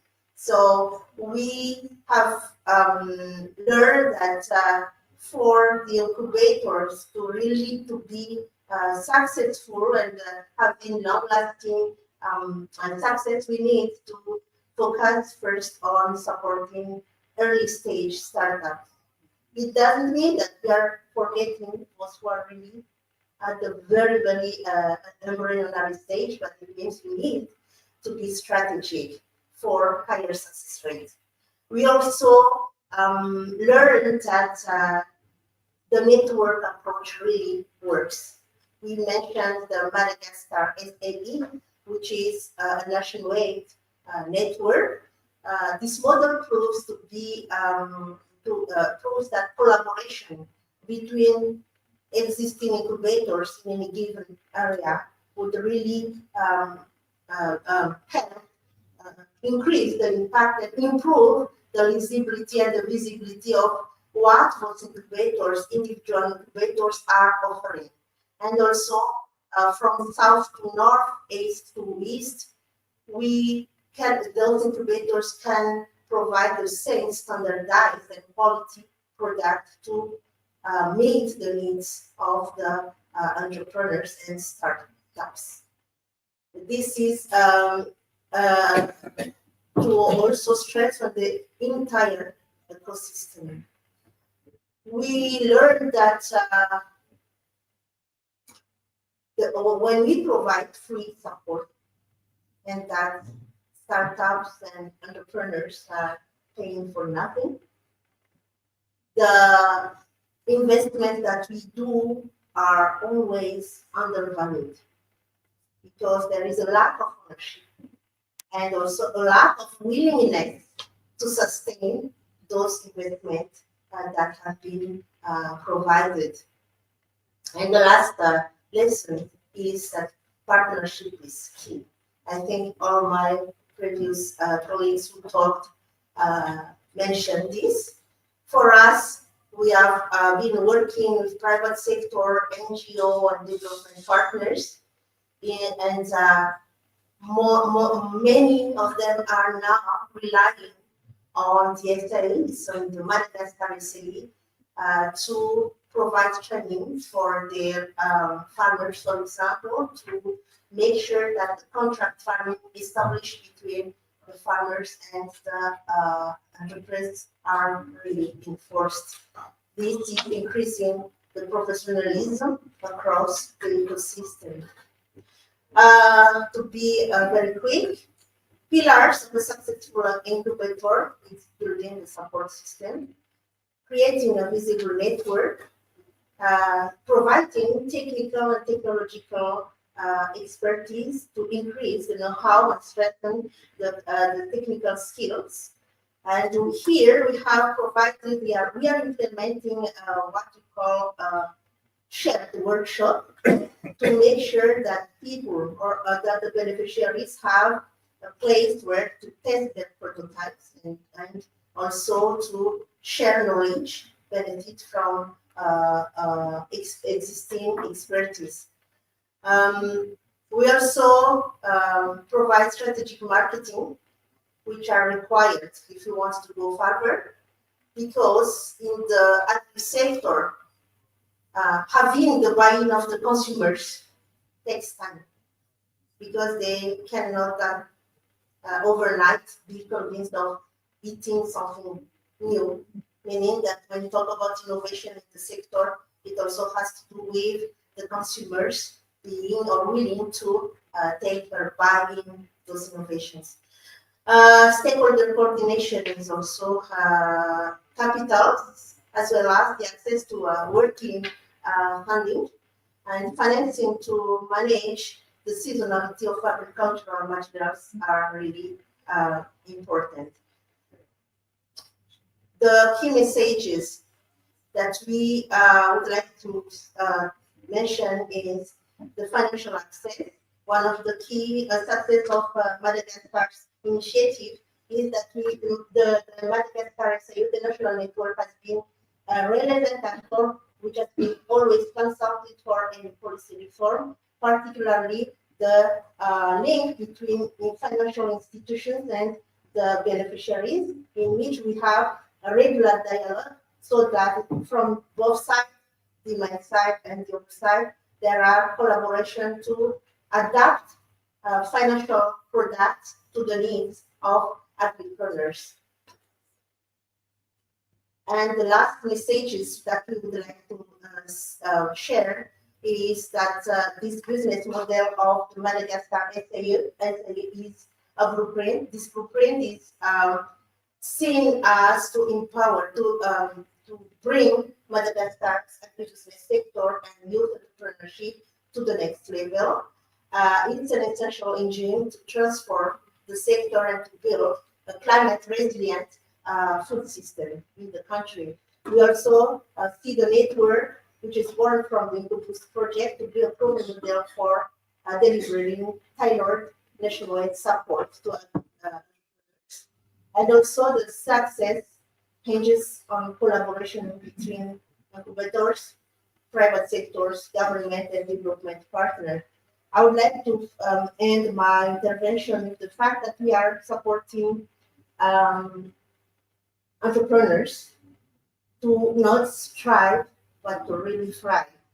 And we think that the partnership with BIC Africa along those years have been key in bringing our entrepreneurs and startups from the basic mindset to really see the work of agri-entrepreneurship differently, benefiting from this exposure to international best practices.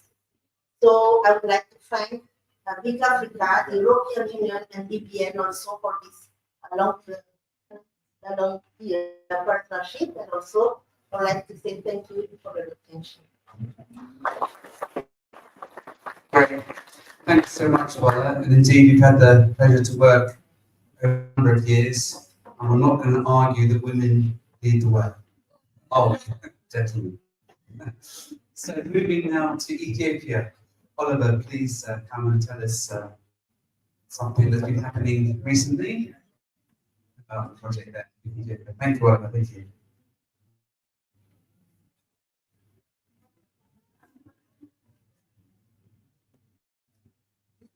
Good afternoon. Thank you, Robert, for the introduction.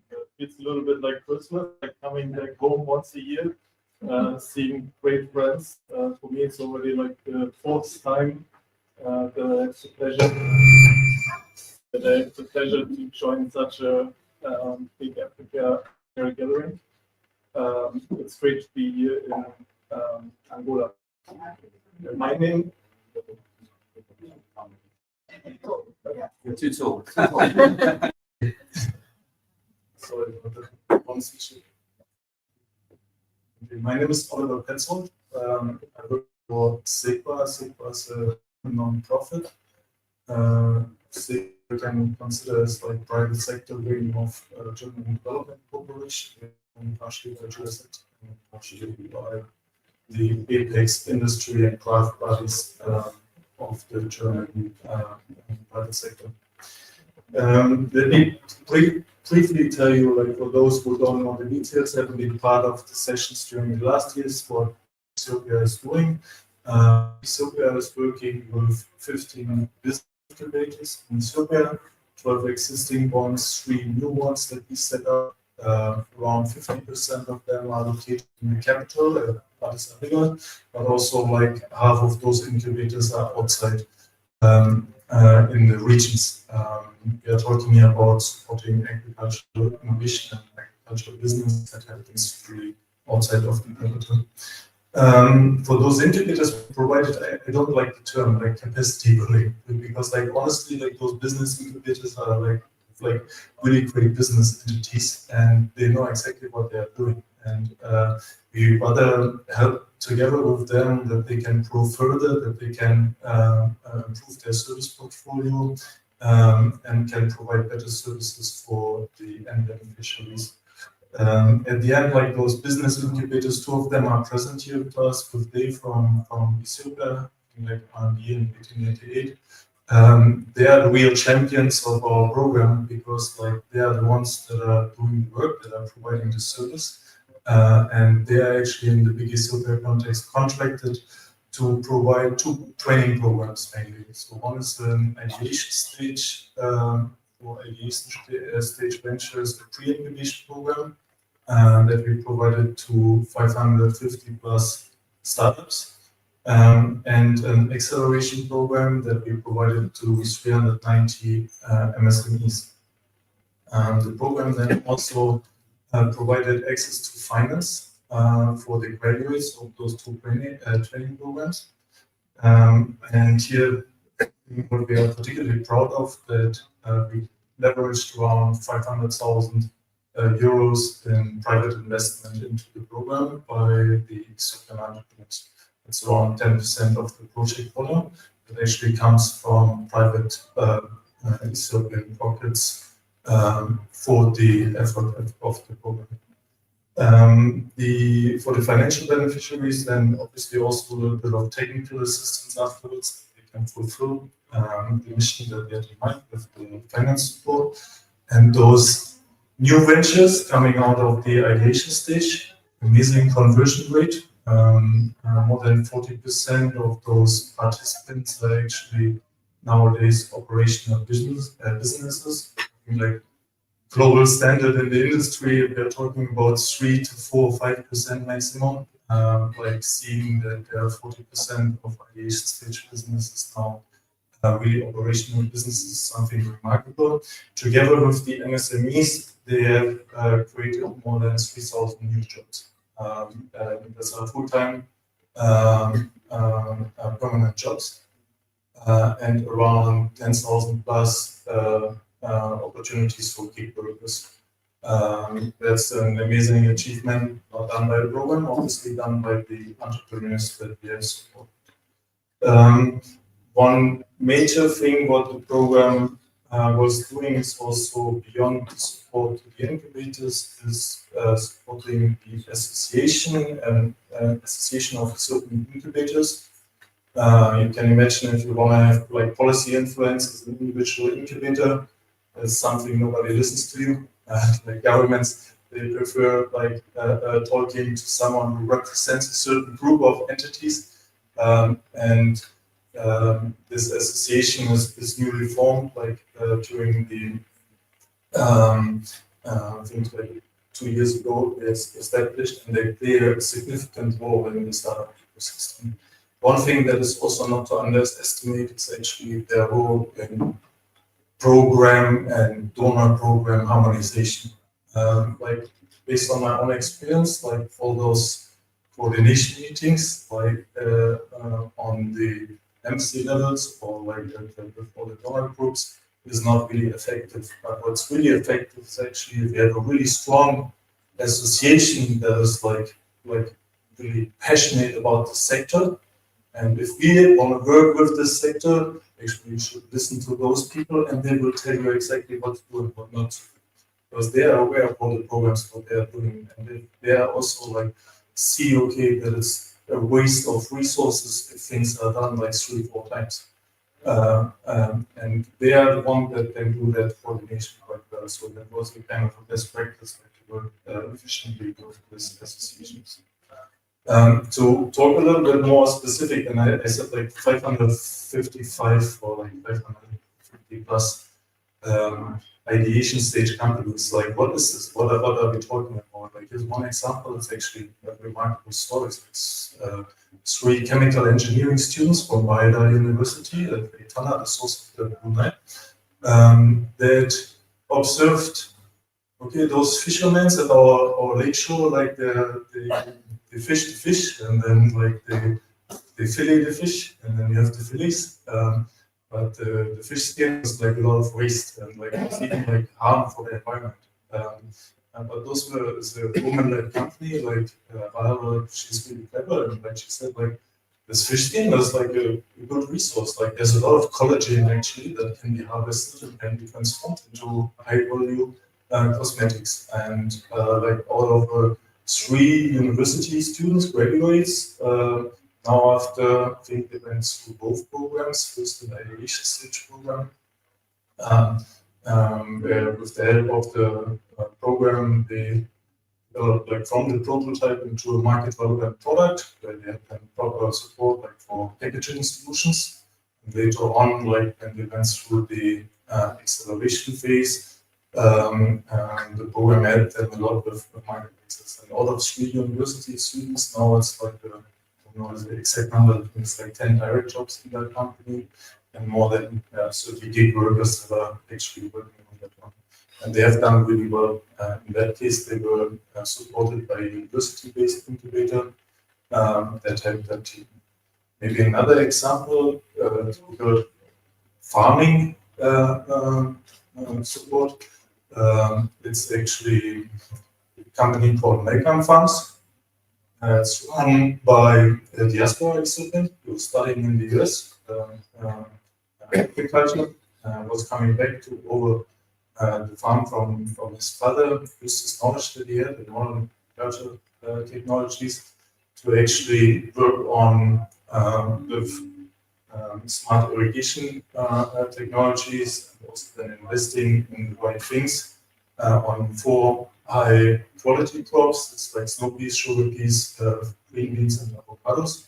It's a 13-hectare farm. It's kind of a model farm. He influences with that around 120 surrounding farmers with what he is doing. The project helped him obviously like to with farm management in the programs and with becoming professionalizing his stuff. We made him ready. Now he's exporting 2 of the commodities into the Middle East on a large scale. Right now the harvesting season is just finalized. He has exported several containers through avocado and also like snow peas to the Middle East. And this provided great opportunities for his own staff, also workers, creating a lot of jobs as well, but also when it comes to inclusivity, then also share this knowledge with the surrounding farmers. They supply to him and can also use his export channels. With the support of the program, he also is a beneficiary of the finance support. He was investing in cold storage facilities and also refrigerated trucks. So that we have a pulling chain, like the farmers like 130 kilometers, I think, or 120 kilometers away from us, but now it's like from the field to the cold storage, on time then with a pulling truck to the cold storage terminal of Cyprian Airlines, the Al airline, to pulling cargo and directly into the supermarkets in the Middle East. Quite a success story as well. So I just wanted to share that we have some practical examples, like what are those companies that actually contribute to that success. Then I'm talking probably a little bit faster because I later on the opportunity for some questions. I want just from my own experience and from the looking experience, like what are the key elements for success of business incubators? The one thing that is not to underestimate is like it should be led by a successful entrepreneur. Like it should not be like an employee or whatever, like one that runs the show and with incubator, like it should be one more, like it should be a successful entrepreneur. One thing what they should be really great in is like sourcing. At least like in the Ethiopian case, when we had those programs and we did a call for participation, there were like 10 times requests for participation and places available. And then having the being good in identifying who are the really great ventures to work with is something that is really important. Obviously, a good curricula that is relevant, that is localized. It's not just something generic, but it's really about agriculture. It's really done with the local currency, with the local context. It's really important. The incubators should have a good community that they can also run the programs not just from textbook or from with PowerPoints, but actually can build a lot of ecosystem presentations. If you do not have a good community, if you can't form successful entrepreneurs into those programs who share their stories, who share their successes, who share their failures, then it's not that hands-on, it's not that practical for the entrepreneurs. Like that's all a little bit more living, and it's good. Mentorship, obviously, and something what's also important is like just that recently we launched a product called like S1 Meetings, like one of the incubators was bringing them into the program, like a growth tracking tool. Nobody is interested like how many people, like Robert was mentioning, it's not about like the numbers or like a lot of them, it's like about like, the quality variance. Are those really successful ones? But like for incubators, often it's like then, okay, number of people trade, so and so many females, so and so many male, like that's what's reported. But like, how do you actually track the impact of your work? How do you track the growth of the companies that you have supported? And like having there a little bit more competence as incubator is something what a lot of also the donors, the union, the governments would really appreciate, that they would say, okay, this is what we really want to see. We want to see this impact. We want to see like how successful are those companies that you have supported? Like how much money do they make? How much works there? I mean, you do not need to do like a GDP contribution like from the company, but like you know what I mean? Like how many business opportunities are there? How many tax contributions there? So that's important. Obviously, partnerships as well with the donor community or generally like people that finance that kind of activities, like foundations. So we all know them. Also, like universities. And financial institutions. Both of them is related to pipeline development. As a private incubator, like you want to have universities that provide you with good candidates for incubation programs.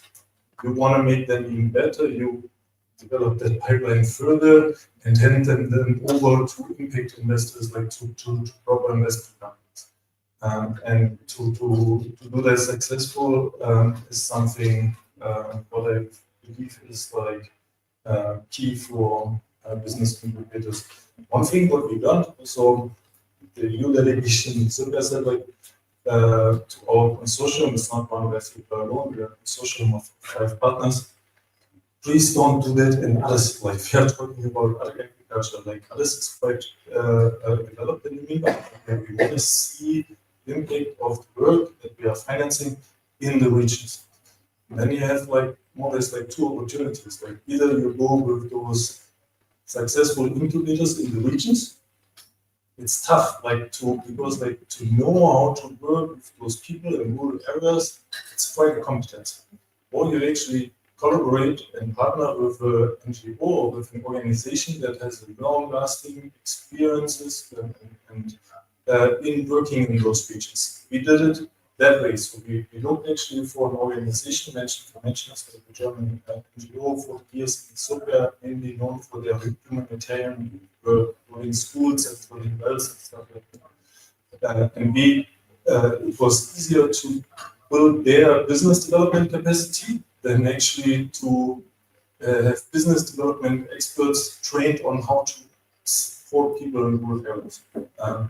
Overall, like you see on the metrics, like especially the ideation stage, the whole program was working more than 50% actually in rural areas, and around like a little bit more than 20% for the acceleration program. Financing facility. Options. The lead question in your guiding document, Robert, was like, so what are really options for startups or entrepreneurs in the agriculture sector? And my opinion is like, there's like, it depends what kind of money you also need. Like, so all money is like depending, it's different, but maybe it's a little bit of grants. Microfinance might be often too small for larger ones. Angel investment, to be honest, like those ventures, they don't have exponential growth rates or whatever, so like there are no angel investors putting money into that, the same for VCs. There might be impact funds and impact investment companies, but considering, especially in the Ethiopian case, huge countries, 75% of the people living in rural areas, they might have 3-4 impact investment funds, but they can reach all the beneficiaries in rural areas. It's rather realistic. So then it's mainly traditional banks, because like we're talking about bank loans, and because those banks, they are also in rural areas, so they have a proper network. They're also accessible for people there. And then it's rather like how is that made? You can influence that those loans are also accessible. We as programs, for instance, instead of giving out grant, use the grant to leverage, to actually back up a loan and leverage them, or encourage banks to also provide loans. As a government, you can come up with policies. I think in Ethiopian is the case that there has to be a certain kind of percentage allocation for SMEs, like for the overall grant by the National Bank of Ethiopia. And that also then sector specific, and then agriculture is a priority, then that's done. But maybe last one, and we should talk a little bit, scaling and sustainability of all of that in agriculture for startups and SMEs. Obviously, like digitalization plays a huge role, innovation, also especially how to get products and services, or especially products like for rural areas, into the markets and into the export. And for this, you just need infrastructure, not like I was talking about, like those cooling trucks, cold storage facilities. So all business opportunities that you not just can set up as an infrastructure, you can run them as a own business. Like that.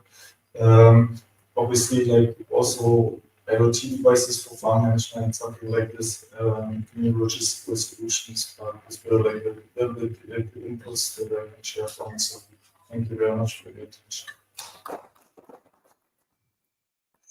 Great. This one's not right, it's working out great. Thanks very much. And it's great. And indeed, as you said, impact is such an important factor what I particularly liked, what I was drawn to in your slides with the examples of the companies was like jobs created. Because I mean, those are real jobs, right? And, so exactly, yes, but even so, it's really an important factor. Okay, we started half an hour late, but we caught up reasonably well. So we've got time for a couple of questions from the floor. I think David might be able to help with another microphone. So yes, please, we have the Director General would like to ask a question. Please go ahead.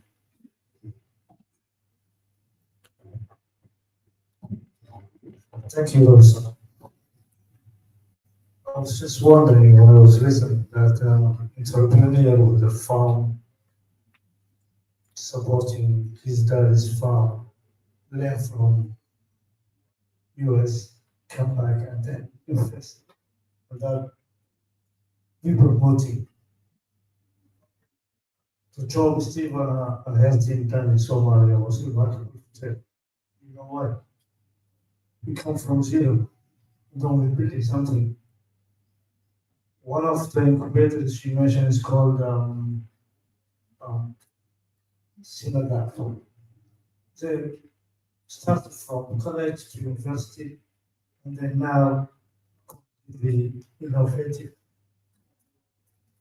digitizing the Somali systems, including the mysteries. So I was wondering, how is that possible when we are talking about the startups and how we can elevate those who in need and those who are already have the advantage? That's what my mind cannot get. So maybe you will explain to us more. Thank you. Who would like to address that one first? Oliver, what are you thinking? I can try to like this. It's a Question, but like something what I can share like since I think like I came to Super 2009. So I know the country since we are neighbors now, like up and down. So I'm president. I lived there since quite a while, and the startup ecosystem actually the first incubator in Super was starting I think 2010. At that time, I was also already involved, and like we did events. Like, it was completely different. Like there was authoritarian government. Like people like were really skeptical. Like what are you doing? You cannot like encourage and if people that do what they want and like dream about pursuing their future and their line of work. Everything was much more restrictive. Like the support like towards the private sector that actually. There was a mind shift towards we can only prosper. They always talk about prosperity. And so when there's a thriving private sector, it was not that case. And also the incubators in Super were not that case. And like this is a process like that develops. Like in the beginning, it's hard to compare something. I think like I know from one incubator that it's not in Somalia. It was like 5 or 6 years ago in the first steps in Hargeisa, like in Somaliland, like working with an incubator there. And then they came back and said, like, it's exactly what we did 10 years ago. And then you cannot come to that stage like immediately. The same that like the Ethiopian incubators can't compare themselves to, let's say, Kenya might be okay, but like to European incubators who are having much more experience, or like we cannot say, okay, I want to be a next Y Combinator. I'm going to do that. It's just a process that takes time. The thing is, I think the US government is just like support them. It doesn't cost that much money. There's no risk. Like to support incubators. It's not much. Like we are asking, there's also this new startup act. It's a little bit like I compare it to when I talk to entrepreneurs, and the idea is nothing worth. It's all about execution. Like now we have that. It's through the parliament, it's gazetted, and but it's all about building now something out of it. And it's a long process that we have to go through. But we are asking, for instance, the government right now, we don't want to pay taxes on grants anymore, because that's reality. There are small things that this government can do to support the incubators in doing what they are doing. The risk behind it is relatively low. And the potential that we might be able to harvest one day is enormous. Any other comments from the panelists? Or probably go to another question. Yes, David, can you kindly? Thank you very much. Thank you.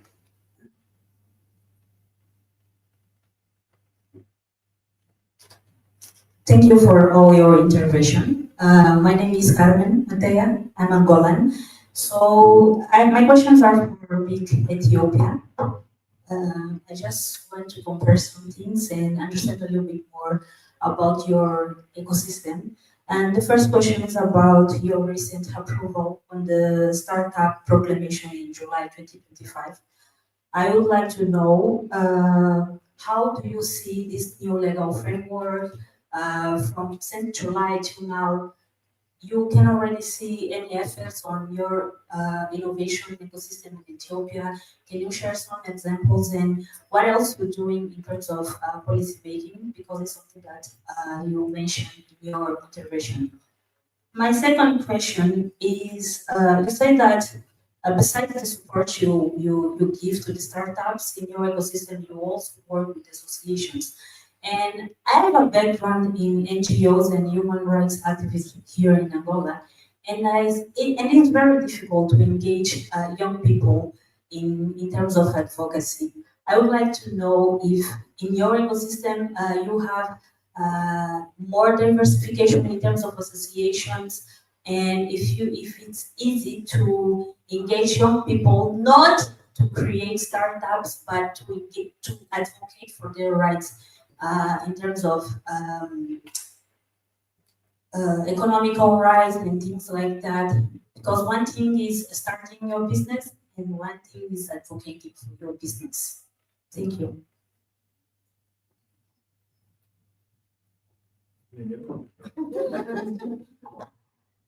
Thank you for your question. I'm rather like a grassroots level project manager, and I love to work on grassroots. To be honest, the effects of the startup proclamation, I don't see it yet. It's now it's good that it's out. It's great. We waited a long time about it. I think it was work in progress for 4 or 5 years.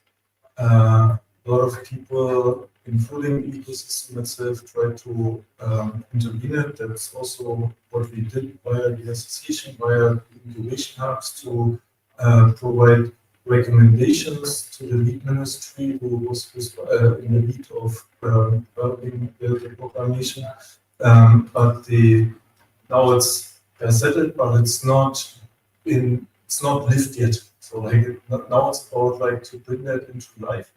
And here it's once again up to the ecosystem also to participate in that process. Also once again via the associations on how to make out of such a proclamation actually something that is tangible.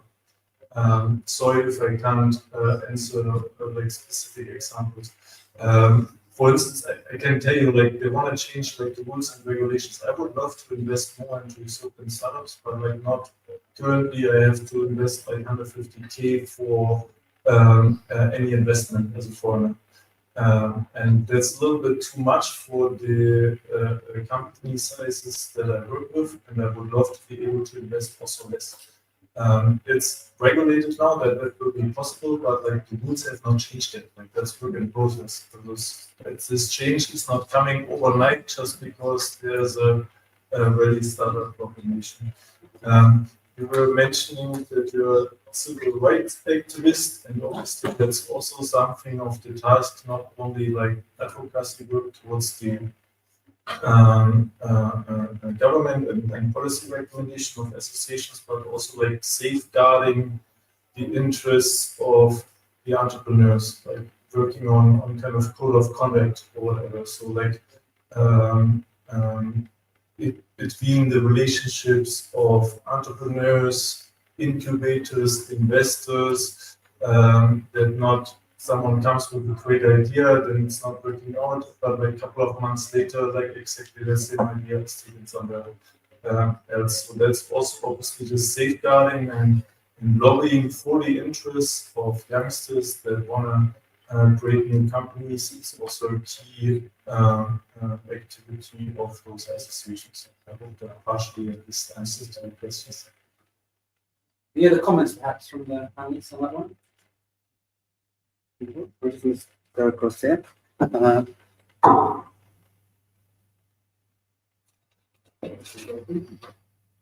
think in that case we shall stop now for our coffee break. The panelists are going to take a nice photograph of you, so please stay there. We have a cocktail later on, so the incentive would be not to make the coffee break too long. So we'll come and get you maybe after about 20 minutes, if that's all right, and then we'll reconvene for the next panel. So please, the coffee is served just outside the hotel there, and we'll come and get you in about 20 minutes or so. Thanks very much. Thank you.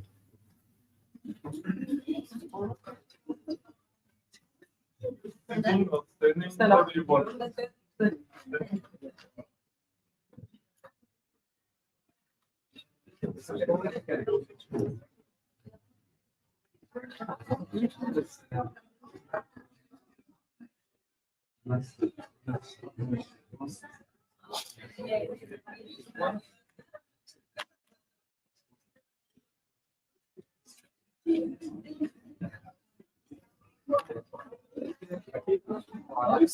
Just one more. Just one more.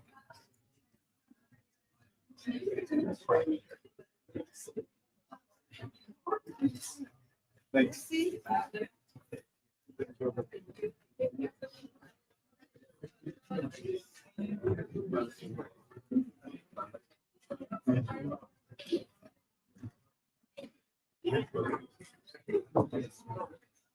last round for us.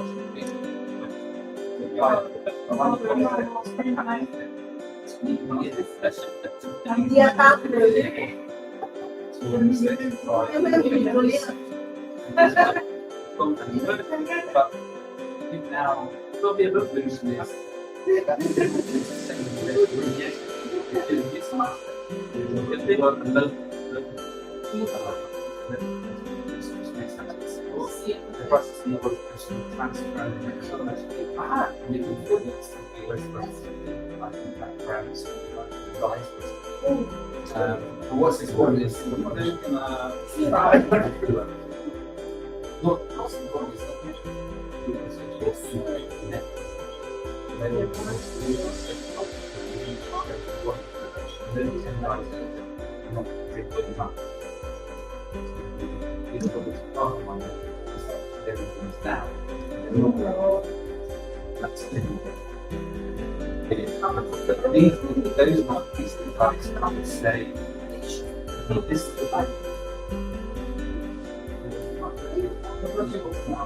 rather than say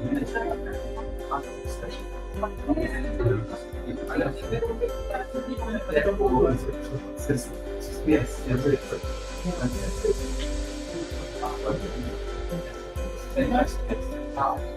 because sometimes people don't. Yes, I mean the graduation. Yes,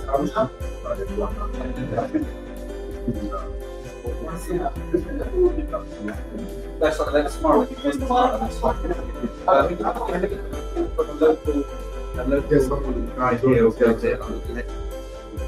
Lady here. But no, the possibility of something collectively after evaluation. So that would be until September, October this year.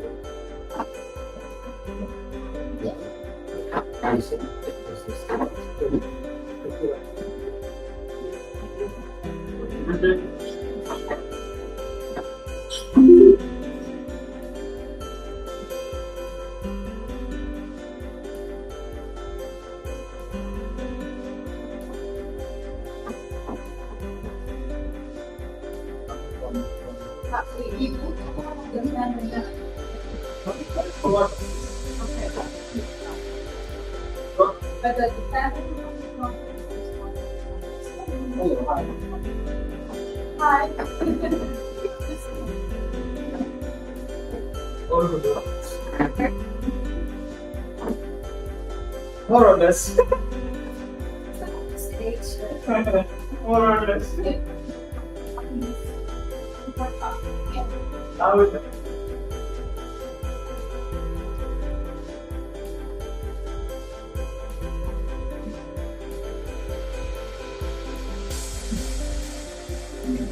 Oh, no, no, no. Nothing so good. What?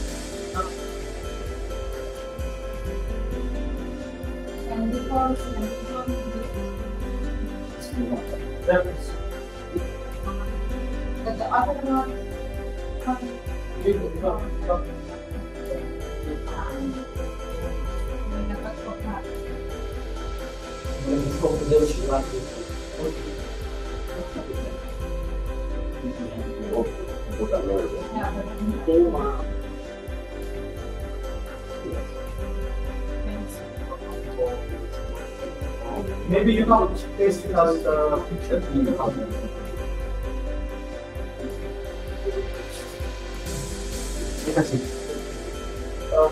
you post it on all this,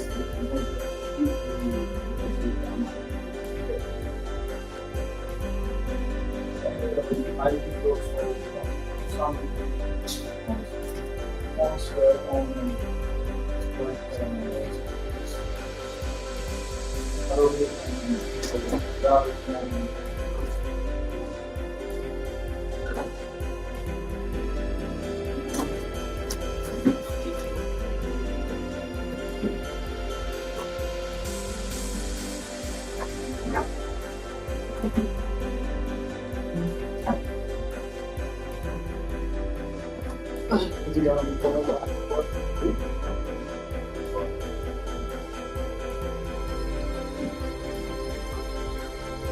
let me grab some things.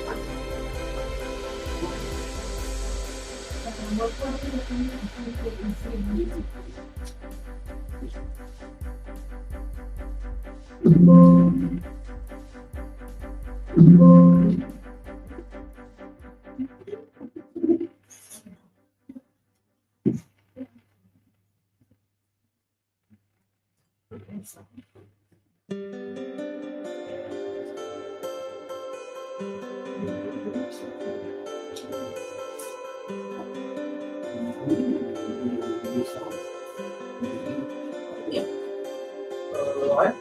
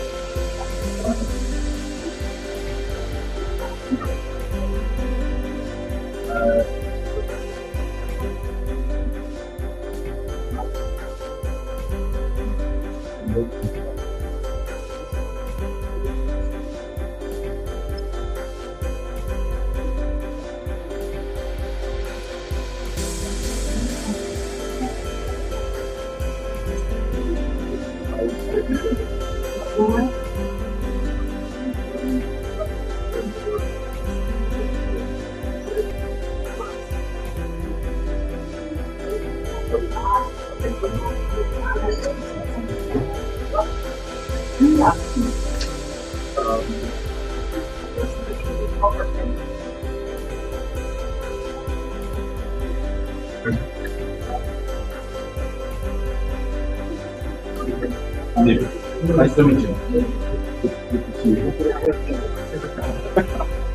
We'll have more IFC now. Another colleague at the banking center.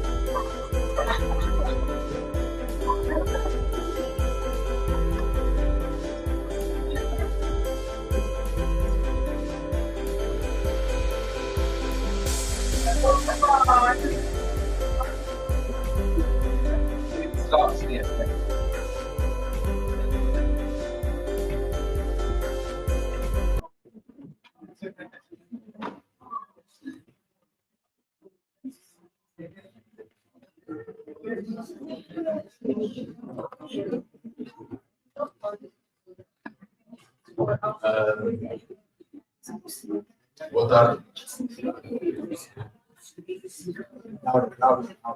Boa tarde. Vamos entrar agora, vamos começar o segundo painel. Ready to get cracking with the second panel now. I kindly ask Martina, sorry, to be name.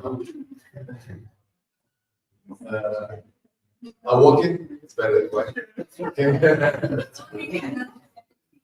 João, Cabanga e Benjamin Baiato, se puderem se vir aqui para falar.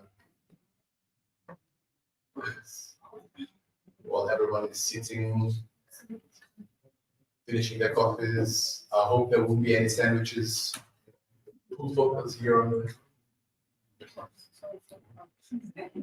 Pronto.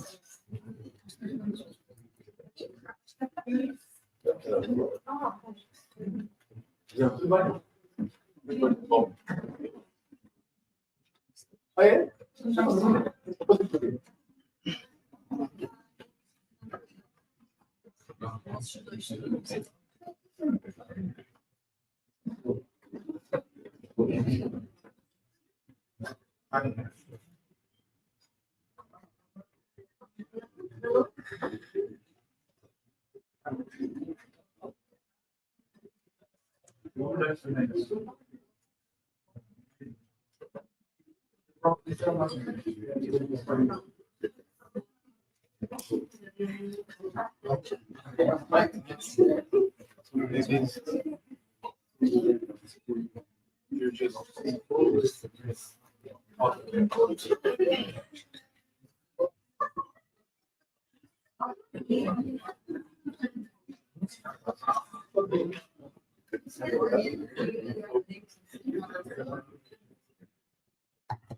There you go. So the second panel, I'll probably go in English than in Portuguese. I don't know what you guys prefer. For the respect of Braulio, vou em português. Braulio. O segundo painel, acho que vai ter uma diferença do primeiro, que tocou os aspectos do que é os desafios que as incubadoras têm, numa ótica de quem está a apoiar as incubadoras têm no seu processo de mentoria e acompanhamento. E agora vamos passar para aquela parte que é a prática. Temos aqui duas incubadoras que de facto estão a trabalhar projetos muito relevantes e dois projetos que saíram de incubadoras. Então, no foco que nós estamos a ter é no Agribusiness. O meu nome é Romo, eu sou vice-presidente da SEPA. Nós somos uma associação que trabalha na área de conhecimento para o meio rural e do meio rural. O nosso foco como think tank é pensar em modelos e de implementar modelos que ajudem a componente de transformação e a criação de riqueza para o meio rural.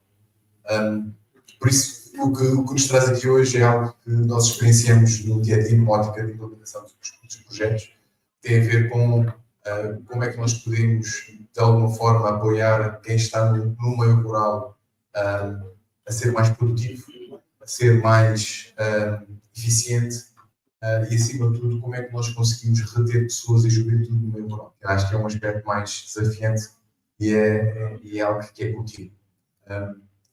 O interessante é que temos 2 jovens que estão interessados em trabalhar no meio rural quando, não sei se vocês sabem, estatisticamente, a idade média dos agricultores é acima dos 45.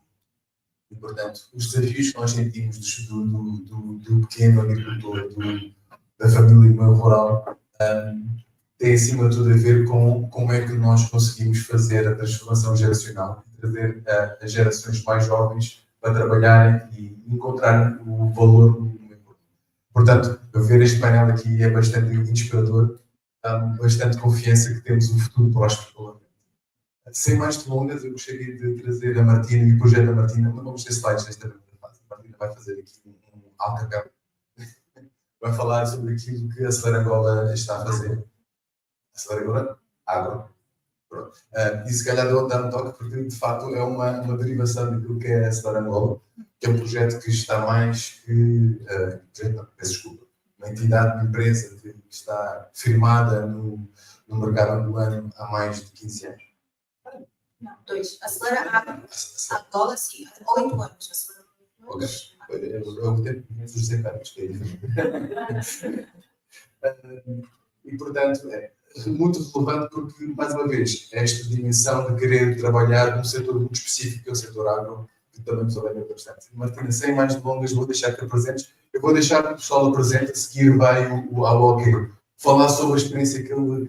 You'll come and speak about your experience in Ethiopia. Hopefully you'll bring us some of the expertise and the value that you guys are creating over there and share this common knowledge that you, Acelera Angola, may never know what's going to be common between you two guys. It's the way forward. Por fim, vamos ter, não fim, né? O crítico. O João vai falar um bocadinho sobre o projeto das sementes e a Agricargo, o João, o Benjamin Maier está cá, quem veio foi o... muito focado no... Quem veio foi o Calvin Domingos, que está cá connosco hoje para dar um bocadinho sobre a experiência da logística no setor agro. Sem mais nenhum, posso apresentar? Vamos lá. Boa tarde, vou falar português. Boa tarde a todos, boa tarde. Quem me conhece e não me conhece, sou Martina Silva, sou responsável pelo Departamento de Aceleração no Acelera Agro. O Acelera Agro é uma empresa irmã da Acelera Angola. Quem conhece a Acelera Angola é uma das incubadoras mais antigas cá e famosas, assim posso dizer. Já a Acelera Agro, nós começamos como um catalisador aqui no agronegócio. Nós já temos 2 anos, é um bebê, é um bebê que já fala, e um dos nossos grandes focos, no princípio, foi trabalhar com... Nós temos uma fazenda agrícola no Apoio. Só para terem noção, nós começamos com 205, mais de 200 hectares, e agora já estamos a operar mais de 1000 hectares, portanto, com vários parceiros, um deles é o INAPEM Angola. E houve aqui uma necessidade de... Nós não queríamos ser mais uma fazenda, porque senão, como posso dizer, qual é o ingrediente saboroso? Portanto, tinha aqui sim uma lacuna no lado da inovação e nós precisávamos de soluções. Sabendo que a Acelera Angola é uma empresa de incubação de startups, nós queríamos também trazer isso para a Acelera Agro. E aí nasceu então o Departamento de Aceleração Angola, que eu estou lá a trabalhar. Martina, para tentar ajudar aqui. Vocês fizeram algo diferente, não foram implementar um projeto de aceleração, vocês pegaram, ou incubador, vocês começaram a experimentar no setor agro e depois perceberam onde é que estavam as lacunas e a partir daí começaram a montar um programa em volta disso. Qual foi a diferença que fizeram? Nós já estávamos a operar, cresceu aquela necessidade de, ok, vamos imigrar para a agricultura. Então, mas nós não queríamos ser apenas uma fazenda, porque tínhamos o terreno, ok, vamos só fazer agricultura, ou mesmo cultivar, não. Então, nós queríamos fazer uma fazenda âncora, que era para os estudantes poderem lá fazer experimentos, seja o que for, parcerias com universidades ou demais. Então, aí disse, ok, nós sem querer, ao meio do ano passado, conseguimos um grande projeto, um contrato com o UN em Angola, na qual estamos a produzir biocombustíveis. E, sem querer, estávamos a esquecer a nossa entidade, ou a essência, porque nós fizemos isso, que era para ajudar startups e não só. E depois cresceu, este ano começou, não, no final do ano passado, cresceu o departamento da aceleração, começou. E nós já desde então fizemos 2 programas. Vamos agora com um programa que chama-se Lima. Quantas pessoas, hoje eu digo que não tem a ver com o número de pessoas, mas sim que valor é que já está a ser criado neste projeto? Que interesse, que segundo bom está a ser feito? Portanto, o primeiro programa que nós fizemos no ano passado em novembro foi entre 2 países, foi entre Angola e Namíbia, na qual tivemos startups, fizemos cá e lá, só para terem noção, e aceleramos a cerca de 20 startups, não, 30, 15 cá, 15 na Namíbia. E agora, o nosso programa Apoio começou literalmente agora, na qual temos, vamos começar a próxima semana, tá? Na qual temos 9 startups com o objetivo a sair de ideação para growth, de ideação para crescimento. É para prepará-las para a primeira onda de crescimento. Diz-me 3 coisas relevantes sobre o que vocês estão a fazer neste momento. 3 coisas que vocês acham que este público magnífico deveria saber sobre o vosso projeto. Uma coisa que eu acho que é muito importante nós falamos de startups, é muito importante ter tecnologia envolvida, mas nós somos uma incubadora de startups e Empresas. Muitos jovens, nós temos aqui um papel muito importante, que é quebrar o tabu da juventude de dizer, ok, a agricultura não é só para as pessoas de 40 anos e tal. Portanto, a inovação existe, o potencial existe e nós precisamos de jovens que de facto criem soluções para problemas reais, porque é muito fácil imaginar um problema numa pessoa que vive numa zona rural que nem sequer tem luz e energia. Então nós queremos levar os jovens, não só dos centros das cidades, e ir mesmo ao campo e ver o que é que eu posso criar para resolver problemas aqui nas suas zonas remotas. Okay. Soluções reais para problemas reais. Exatamente. Mais alguma coisa? Acho que já falei muito. Então, pronto. Nós temos aqui um timeframe de 15 minutos por pessoa. Vou voltar para ti. Ok? Por isso, guarda-te um bocadinho. Vou passar ao ok. You would like to do your presentation? How do you want to go about it? Or do you want to go a cappella like Martina went? It's okay. It's perfect. And can anyone help with the presentation to go live, please?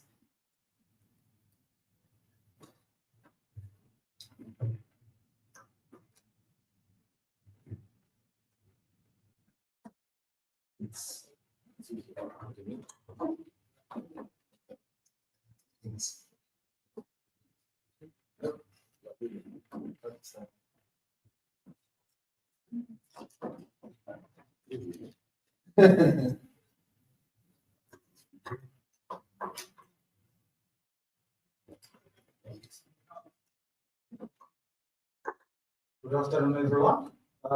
My name is Nacional. I came from R&D Group, one of the leading incubators in BIC in Ethiopia. I want to ask you, what did you have at the break time that came from the farm? Anyone who had a product that came from the farm? Everyone should have. Yeah. So before that, I wanna share you what we do, the paths we have taken throughout our journey. So R&D have been in operation for more than 15 years, and we believe in the use and developing the use. So we have the vision of developing the human capital, the local talent in also the African talent, and creating a change that creates an economic impact in the country. So what we do is that we provide 4 kinds of services. Our entrepreneurship program started after our outsourcing service that we created with a CSR project with one of our partners called Ortex. So the entrepreneurship service started as a passion project to support the youth in creating a business, to create a solution for themselves.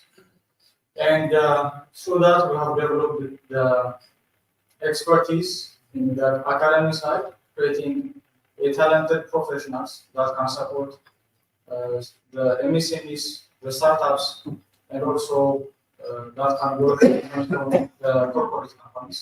And through our consulting services, we provide an HR and CSR consultation for big corporates, which I will mention later on our plans. So far we have tried to reach as many regional locations as possible through our talent pool and also our program implementation. So our entrepreneurship pillar have 3 focus areas. The first one is the incubation, that we support early stage entrepreneurs or aspiring entrepreneurs to ideate their business ideas and creating impactful ventures. And we provide also the acceleration in the scale up, who have already started business, running business, that have a promise those opportunities. So some of the projects we have implemented are the Startup and Catalyzer program with BIC, a technical assistance facility that we provided investment training support for small and medium enterprises and also startups in manufacturing, construction, agriculture. And we have run women-focused incubation programs because our population is more, half of the population is going to be a woman, and they are the underserved community. And we are running a program that directly targeted purely 100% women to accelerate and support them throughout their business development journey. That project mostly focused on the micro enterprises. And also we are planning to launch our mentorship program as part of our shared innovation. So share started because of the challenge we see from the experience we have, and we want to make it a digital service or digital platform that connects entrepreneurs with mentors or experts, investors, and also with peer entrepreneurs, so that they can share, connect, and learn from each other. So one of the pillars is going to be also the learn, which we provide a localized content on our LMS platform that each individual can take based on their current business journey or current business stage, based on the programs we have at the delegation, the acceleration, and the incubation. So to add more on this, currently we have uploaded around 10 courses so that the aspiring entrepreneurs can take a course out of it. So as of now, we have reached 65,000 only through this channel only. Our results so far, we have supported around 1,000 of SMEs. We have supported and capacitated professionals that are going to be also onboarded on our platform to support our startups and enterprises. And we have created around 800 jobs through those startups in MSN incubation supports. So those are some of the enterprises that we have supported that are working in the agricultural sector. The first one is Buscalite work in creating the unique design from agricultural products, waste products as well, and trying to sell and create unique products as a craftsman. And Mahler Food provides the local cuisines in a more professional and hygienic way and export our products to the US and European market. And for granite trading, so they source and provide organic products to Europe also. And Nacional, they provide a seedling for the local community, for hotels, as well to improve their garden. So the agricultural paradox we have, as our brother mentioned earlier, that the agriculture is the underserved, yet they consist 60 to 70% of the workforce, and sadly the contribution is not that much in the GDP. So those are caused by underfinancing, and they are not targeted. There is weakening in infrastructures, in the processing, value addition creation in that areas, and the capacity of those entrepreneurs or venture owners. And there is also fragmented support, each incubators, the government, and also NGOs operating in a fragmented way, in isolation, and that created these gaps. So the support model that have worked so far is one of the programs, BIC, the Southern Catalan program, that provides not only capacity building, but also a funding, and they were also willing to experiment.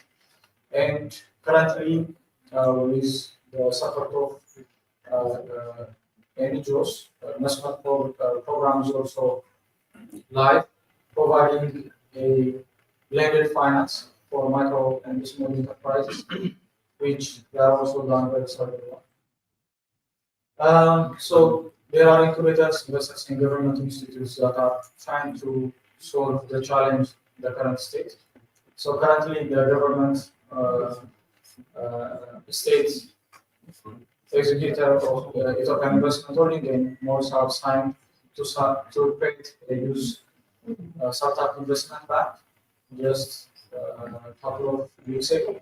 So this shows the promise of the optimism at the end. So the other is consortium model rather than being fragmented and utilizing each other's systems to deliver and to create a more impactful and reachable outcomes. And for EDI, they have helped in improving the ecosystem by providing the capacity development for experts that can provide the support for the startups. So recently, the startup proclamation have been issued. So we hope to get some benefit for the startups and the MSMEs that we are going to support. And for the innovation and financial catalysts, for IFL, we have worked with them. We have worked as investment readiness, capacity development delivery, creating a pipeline of ventures that are investable for their AFF, meaning Enterprise Financial Facility. They just launched it. And the ETF, Ethiopian Diaspora Trust Fund, they have awarded around 10 startups to get funding and to scale their operation. And that is going to be channeled also through IFA, through their investment readiness support. So for policy advocacy, to create this startup act, to have this, the voice of the startups heard, these two actors will play their instrumental role, and they will continue to do so. They are also going to be a good partner to be working with them. So some of our plans look like this. Let's have a chat afterwards. Thank you. Obrigado. Second half.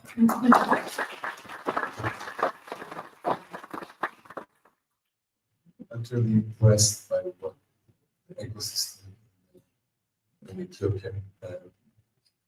Now, apart from the presentation, tell me about how you feel it is working in R&D, and particularly what specific startups are the most proud of. We've seen here 4 that you presented, and tell me which ones you feel that you guys have did such a great job that it's showcasing one. Yeah. Am I audible? Yes. So at R&D, I've been working at the company for more than 3 years, and joined as junior business analyst. Now I'm leading the business development support with us for the entrepreneurship and enterprise support. So the startups that we supported, so we are more focused on the acceleration and scale-up program more. We are known with that. We work mostly with SME startups, but we have experimented with by working with universities, with 8 universities until now. And the one that I remember is that whom trying to solve the challenge of the postal was tomato. That was from BIC University. So the support program we had run was for 6 months, and they were able to create at least a minimum viable product to test to the market, and even to decide if they are going to pivot or change their business idea. So that also gave us an insight that the startup need some kind of testing, some kind of funding to experiment, to just fail and learn from that aspect. Yeah. One thing that we've noticed in your presentation was that when you spoke about at least the technology or the investment that was done was not on IT, was on looking at how to reach market, how to redefine the product, how to ensure that there is quality production. Why? Is it because you understand what is the model in agriculture? What's driving you guys? What's actually, and this is a question that also goes in your current pipeline of projects. How many of them, when you speak about technology, how many of them are app-based projects and not?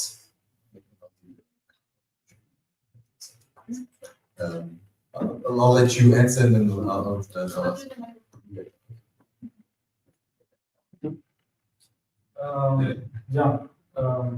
for the enterprises we have supported, especially in the agriculture side, more processing and creating a value addition to the agriculture, the value chain of the agriculture in our country. So we didn't focus on that because of the projects we have implemented, because the projects, most of them created are going to be by the donors or the funders or the promoters of the program, and we come in as an implementer.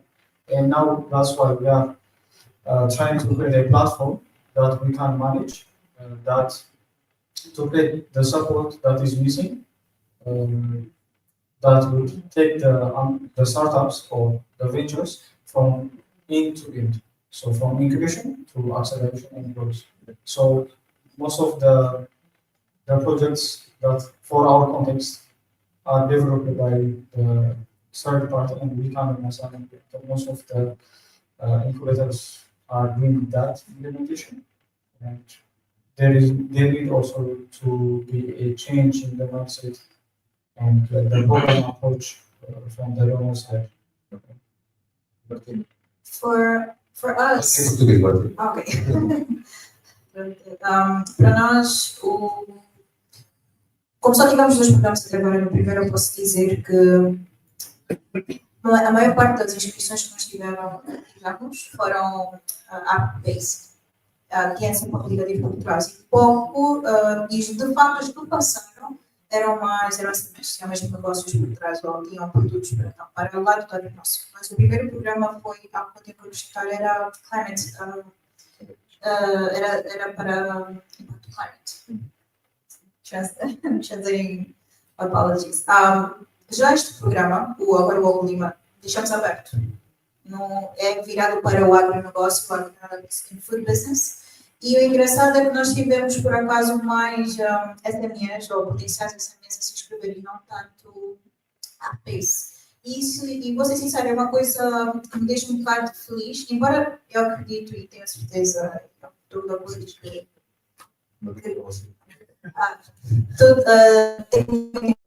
só que, infelizmente, a realidade que nós vemos é que as pessoas que vêm ter connosco, os jovens que vêm ter connosco, vêm com um aplicativo que é, ok, pode ser bonito, eu quero ser, como é que tem um negócio para ser de cor e salteado.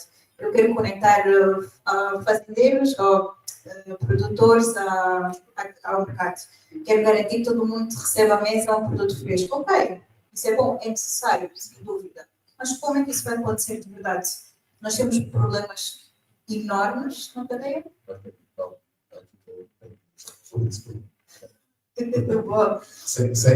Sem nenhuma delonga, aqui mais dois empreendedores se juntam a esta conversa. And I hope that if you have questions, do ask them and do intervene if you have something to say. Let's stop. João, não sei se queres chegar primeiro a saltar para lá. Vou fazer aqui uma pequena introdução. O João já esteve a fazer a incubação. É do produto do incubador, correto?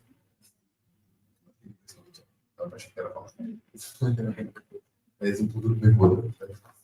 Então, antes de saltares para lá e fazer a tua apresentação, vamos só ter algo rápido sobre o que é que vais apresentar, qual foi o motivo pelo qual iniciaste este projeto e depois vamos trabalhar com outros. Então, acho que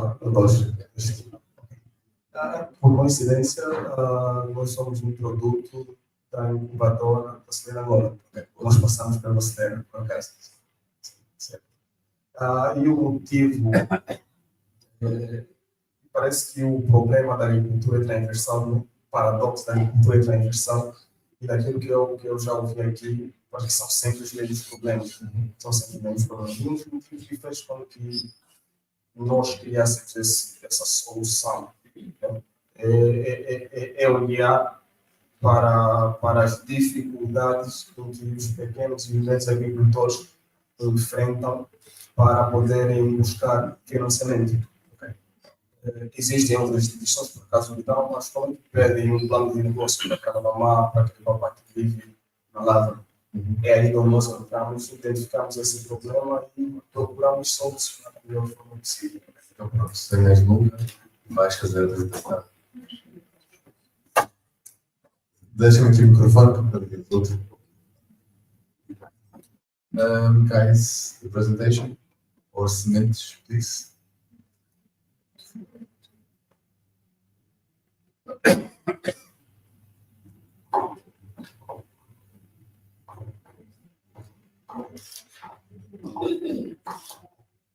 Ok. Pronto, como eu dizia, parece que o problema da agricultura é transversal.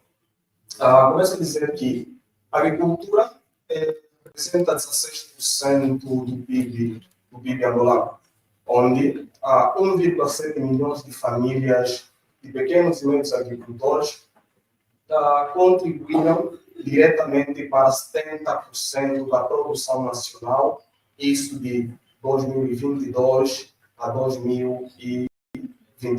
Só que temos um outro problema, é que essas mesmas famílias de pequenos e médios agricultores enfrentam grandes dificuldades para poderem receber financiamento.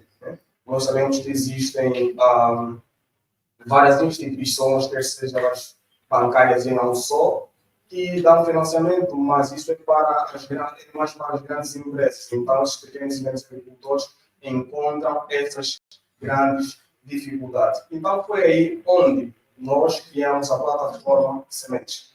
A plataforma Sementes é uma plataforma de financiamento coletivo, ou seja, uma plataforma destinada simplesmente para a área da agricultura. É uma plataforma que conecta, de um lado, investidores que buscam alternativas de investimentos a projetos agrícolas. Então, como é que ela funciona? Bem, pela dificuldade que nós encontramos sobre os camponeses e não só, os projetos agrícolas são submetidos pelos agricultores ou pelos nossos agentes. Nós incluímos a componente de agentes por causa do nível muito alto de iletrados dos camponeses. Então, os projetos param na nossa plataforma sobre a submissão dos agricultores ou dos nossos agentes, onde os grandes projetos sofrem uma análise técnica sobre os nossos engenheiros agrônomos e uma análise financeira sobre as projeções dos meios. Se o projeto ter o potencial de retorno e impacto social, então ele é aprovado e disponibilizado para receber investimento ou financiamento. Onde, depois de captar esse financiamento, o projeto passa para uma fase de implementação, fiscalização, conclusão e pagamentos de taxas para os investidores. Mas nós não estamos só neste mercado, nós não estamos só em Angola em relação à área de financiamento para a área da agricultura. Nós temos grandes players como a BIC, FADA, temos outras alternativas de crowdfunds como a Farm Group, a Financeiro, mas nós nos destacamos sobre dois modelos. Estamos especificamente ligado à área da agricultura, que é uma crowdfunding ligado à área da agricultura, e temos também do outro lado um modelo de machine learning,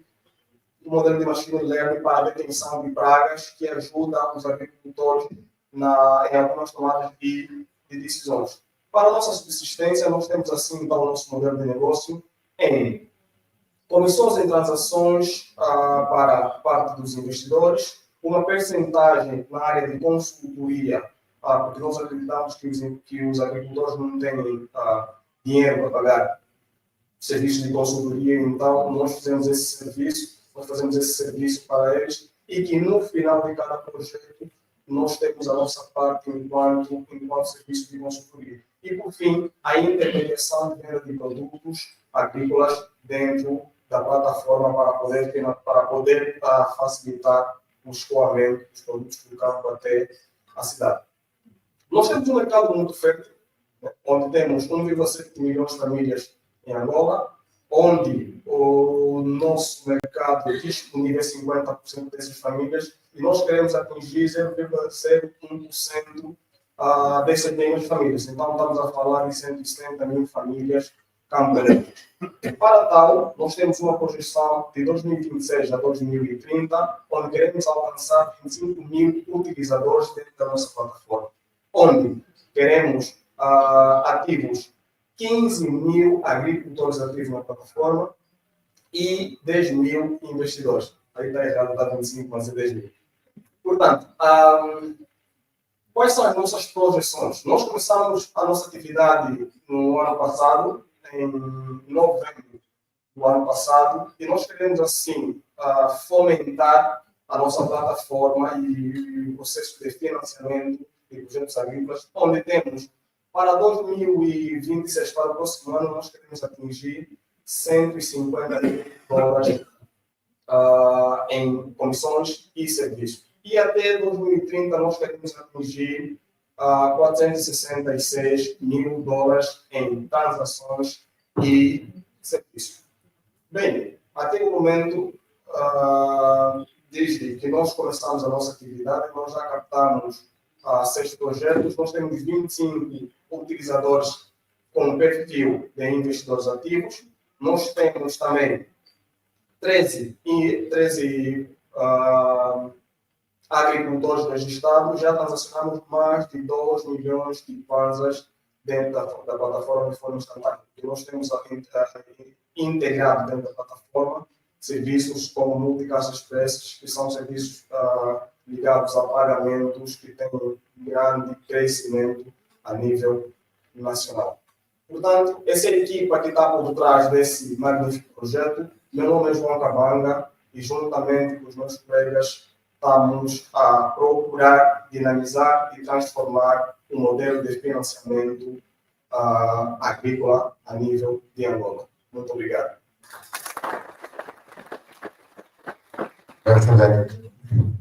Vamos agora cortar um bocado. É assim? João, muito mais para bem. Eu acho que todos nós percebemos qual é que é o desafio que existe e tu explicaste bem aquilo que é o problem statement, ou seja, a existência de pessoas que de facto estão no campo, mas não têm a capacidade de preparar o projeto para o negócio para submeter aquilo que são as instituições financeiras formais, não que fosse seja muito mal, mas que de facto a complexidade de fazer um plano de negócios é grande. E nós olhando para um projeto que é bastante ambicioso, não obstante estás a querer reduzir um pouco aquilo que é do nível de atuação, não deixa de ser ambicioso em termos de serviços sempre prestados. Hoje, o que é que tu sentes que é a tua principal barreira à implementação desta empresa? Qual é que é a tua principal barreira? Bem, nós atualmente, a nossa dificuldade eram 3, já reduziu para 2 agora, porque a primeira era a regulamentação sobre os modelos de financiamento coletivo a nível de Angola. Até há um mês atrás, não tínhamos certeza se deveríamos ser mais um projeto falhado ou simplesmente poderíamos andar à margem da lei a nível de Angola. Mas nós conseguimos uma reunião com a CNC e recebemos orientações de como é que nós poderíamos atuar em relação ao financiamento coletivo. Por acaso, tivemos também o acesso ao draft da legislação para a regulamentação das crowdfunding em Angola.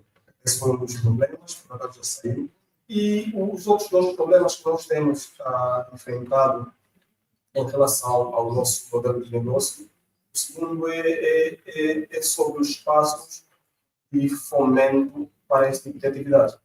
Antes do nosso surgimento, acredito que já surgiram outras iniciativas em relação ao financiamento, mas por andarem à margem da lei ou por andarem sem uma regulamentação exata, sem uma orientação, foram conotados e talvez isso manchou a forma como é visto o processo de financiamento, principalmente pelas plataformas.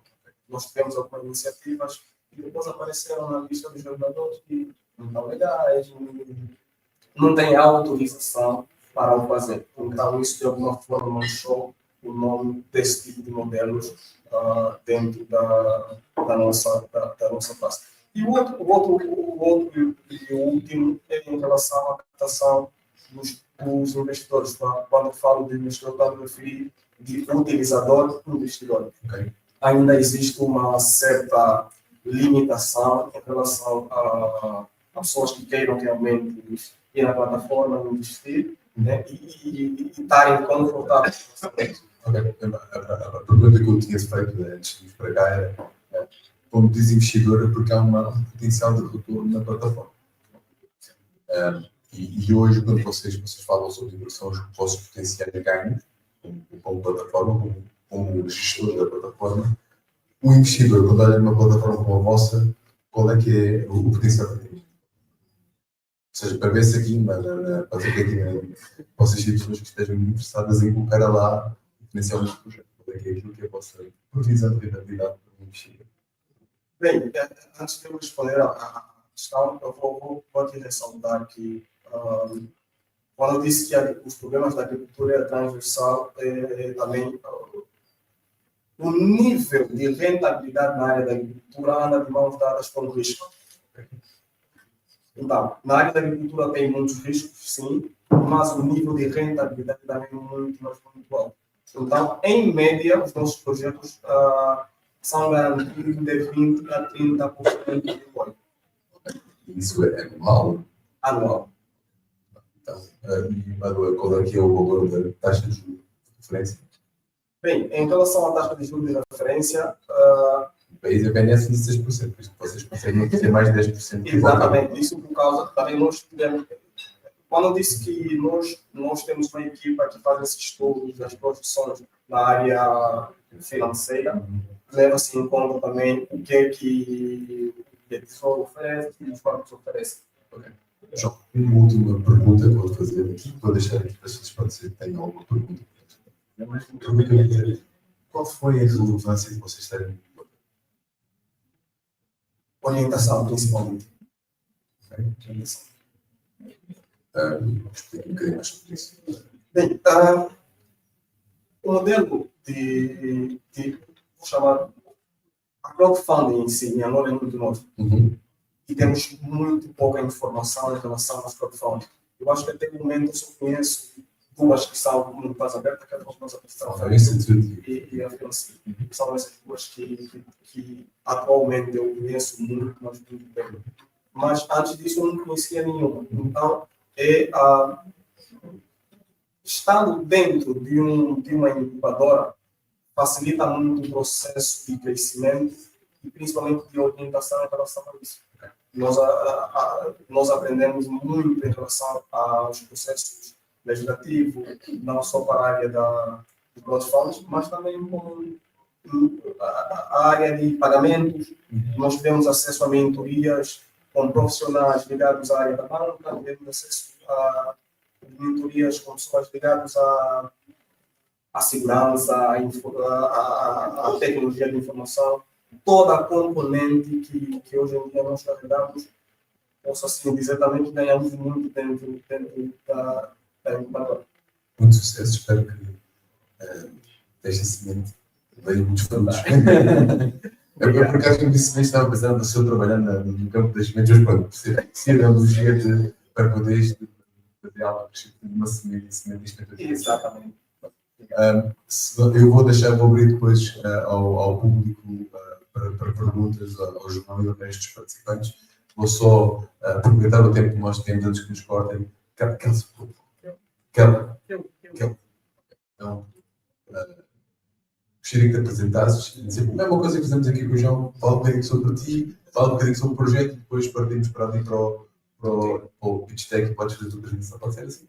Pode ser, sim. Bom, meu nome é Kelvin Domingos, sou diretor de tecnologia da startup.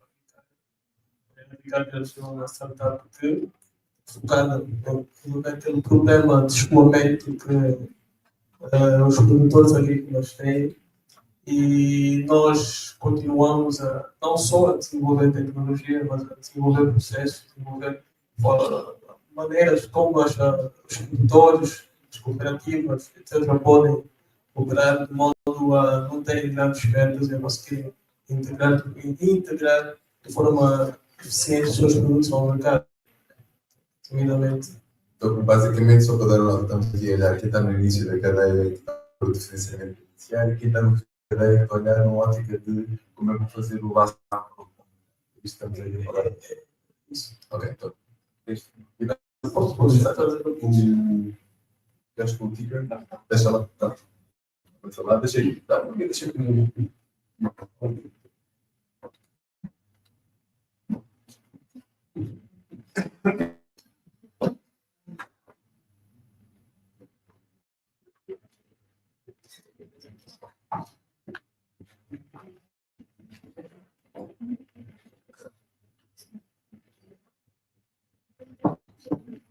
Bom, mais uma vez, boa noite. Existe uma série de problemas que o mercado angolano enfrenta quando se fala de agricultura, que é, portanto, integrados produtos, colocar produtos à mesa. E olhando para essa problemática, a grande dificuldade que os agricultores têm de fazer escoamento, e uma grande parte também tem um problema de gerir estoque, de quanto é que o mercado precisa, quando precisa e como precisa. É dessa problemática que parte uma solução ou as soluções que a Agri-Tech desenvolve. Nós somos uma startup que é focada no processo de escoamento de produtos agrícolas nós temos uma plataforma online que visa conectar os produtores, os transportadores e compradores também. O objetivo é o desenvolvimento de uma solução de logística que seja eficiente para ambos os atores que fazem parte deste processo. A Agri-Tech tem também uma linha de atendimento ao produtor. Nós sabemos que, portanto, o acesso à tecnologia e também o acesso à tecnologia para os agricultores e também as dificuldades de telecomunicações que ainda existem nas zonas remotas. Nós temos a linha de atendimento ao produtor, que é, portanto, uma equipa que fica presente nessas áreas e ajuda os agricultores, os produtores, nesse processo todo de logística das suas mercadorias. Então, nós somos a Agricargas, estamos a desenvolver soluções, estamos a desenvolver processos de tecnologias para cada vez mais tornar o processo de escoamento de produtos agrícolas eficiente, garantindo então que a banana, as hortícolas e demais produtos cheguem à nossa comunidade de forma eficiente, rápida e segura. Muito obrigado.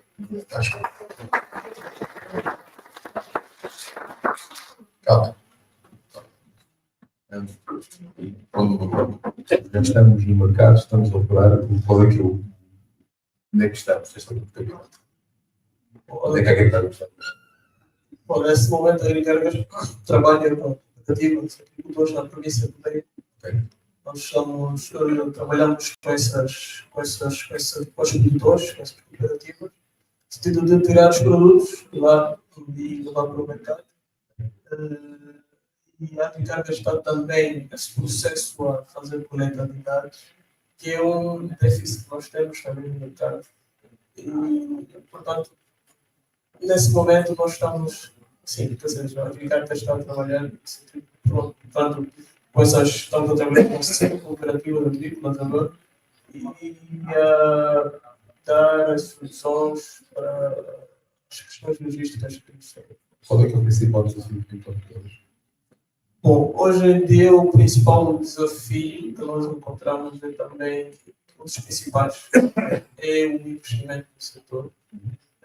Hoje fala-se mais hoje em dia, mas ainda assim é uma dificuldade que o investimento no setor. Se não me engano, nós temos cerca, Angola tem cerca de 35 milhões de hectares de terra arável para cultivar, mas desses 35 milhões de hectares estamos a falar de 10 a 7% que é utilizado. Então, e também é uma informação que torna escalável o mercado, mas que ainda assim, o que nós queremos chegar ainda é, na minha opinião, escasso. Então, essa é uma das grandes. Diz-me uma coisa, quando tu olhas para os teus users e olhas para aquilo que eles são para fazer, qual é que achas que é a aderência que as pessoas têm ao teu empresa? Bom, ganhar a confiança é sempre um processo, não é? Porque a agricultura em Angola ainda não é muito, ou seja, não é vista maioritariamente de uma forma, ou não é fortemente vista como um negócio, obviamente. Então, as famílias que são os maiores agentes no setor agrícola trabalham com a agricultura para subsistência. E então, isso é uma forma, ou seja, fazer com que as pessoas olhem, né, para a agricultura, porque eles fazem como negócio, também é um processo. Mas, atualmente, pela forma, principalmente com a linha de atendimento para lá, nós estamos a implantar no bem, nós vimos que, aos poucos, eles ganham essa confiança e tentam avançar com nós. Acho que aqui, dos dois lados, temos uma coisa que começa a tocar. Confiança nos investidores em investirem e terem o seu retorno, e tu continuas a considerar que a própria confiança nos produtores e nos agentes que utilizarem a vocês como os intermediários daquilo que eles já fazem. Exato, é isso. Tell me, coming back to you, what is the one message that you like to R&D to leave to this platform? What would be the message that you would like people to take home from this talk?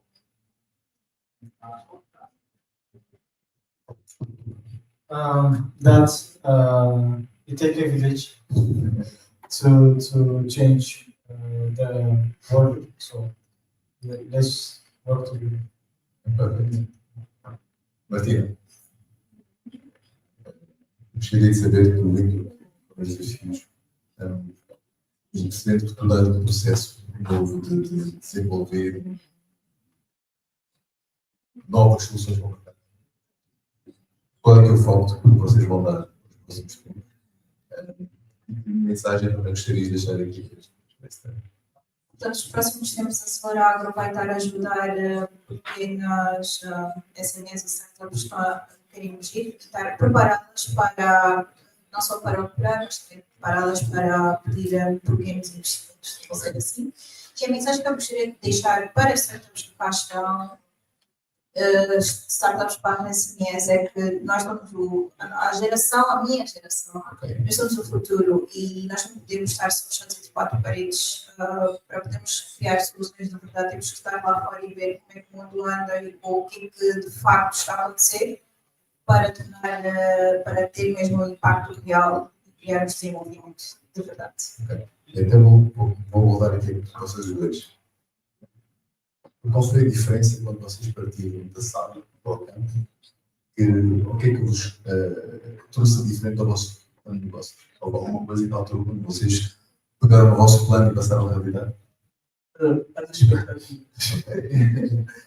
Porque, portanto, aqui nós temos uma visão muito imaginária, muito fora da realidade. Quando chegamos no banco, vimos que aquela toda a tecnologia, os sensores que imaginamos, a série toda de soluções que nós víamos, não fariam tanto sentido se fossem aplicadas na realidade.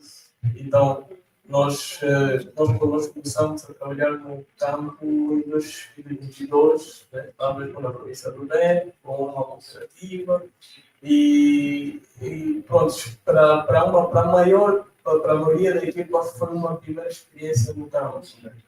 Muito certeza no caminho seco de Luanda, então foi como se tivesse sido um lugar de água fresca, num banho de água fresca. Nós todos conseguimos entender, interagir, conversar com a comunidade local e entender mais.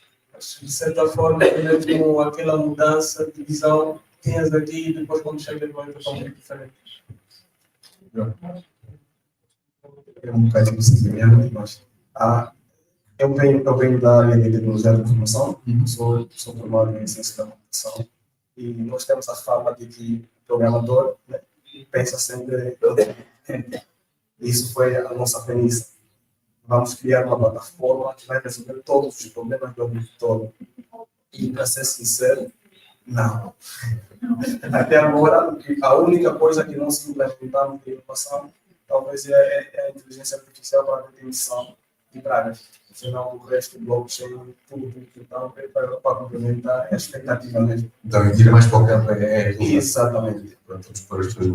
Muito bem, eu não vou vos ocupar mais, vou pedir uma salva de palmas para aqui. Para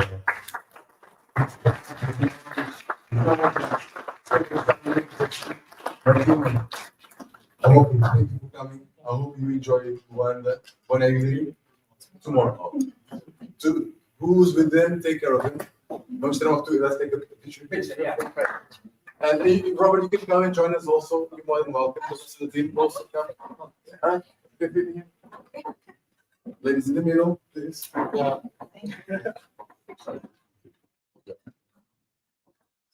Rather than.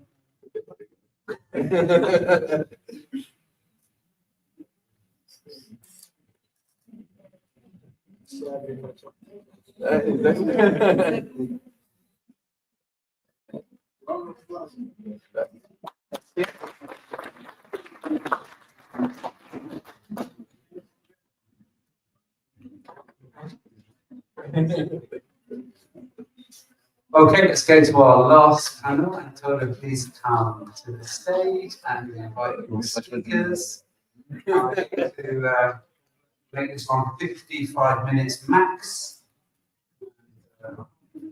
You're on it for time.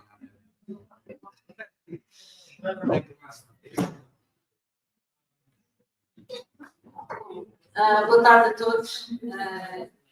Somos o último painel deste dia e esperemos que vão fazer muito mais a hora. Eu vou pedir para os participantes deste painel se juntarem aqui, começando aqui pelo Dr. Luís Obraí Mossá, representante aqui do Ministério de Comércio e Indústria da Somália, Portugal. Shamir, do meu colega aqui do IFC. A Judite do NDP. Justamente Oliveira, representante aqui da PAL. O objetivo deste painel hoje é falarmos sobre o futuro da segurança alimentar no nosso continente e de que forma é que a tecnologia, o acesso ao financiamento e as políticas transformadoras podem efetivamente transformar o paradigma do setor agrícola ao nível do continente africano e, consequentemente, garantir a segurança alimentar do maior número de pessoas possíveis. Por isso, eu se calhar vou começar por pedir a cada um dos participantes para se apresentar brevemente. Diferente dos outros painéis, vai ser mais uma conversa, não vai haver aqui apresentações. Por isso, vamos ver onde é que esta discussão nos leva. Obrigada. Vou começar por aqui.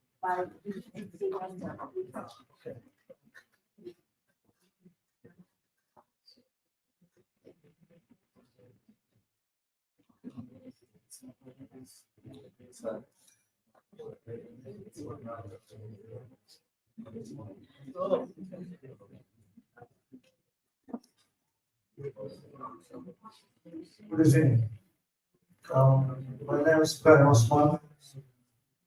I'm Director General, Ministry of Commerce and Industry, Federal Republic of Somalia. It's an honor for me to be here. I always was with you, I learn a lot. But I want to take you from another perspective, food security. That's why I'm here. So if you let me, I can go to the podium and then start the speech.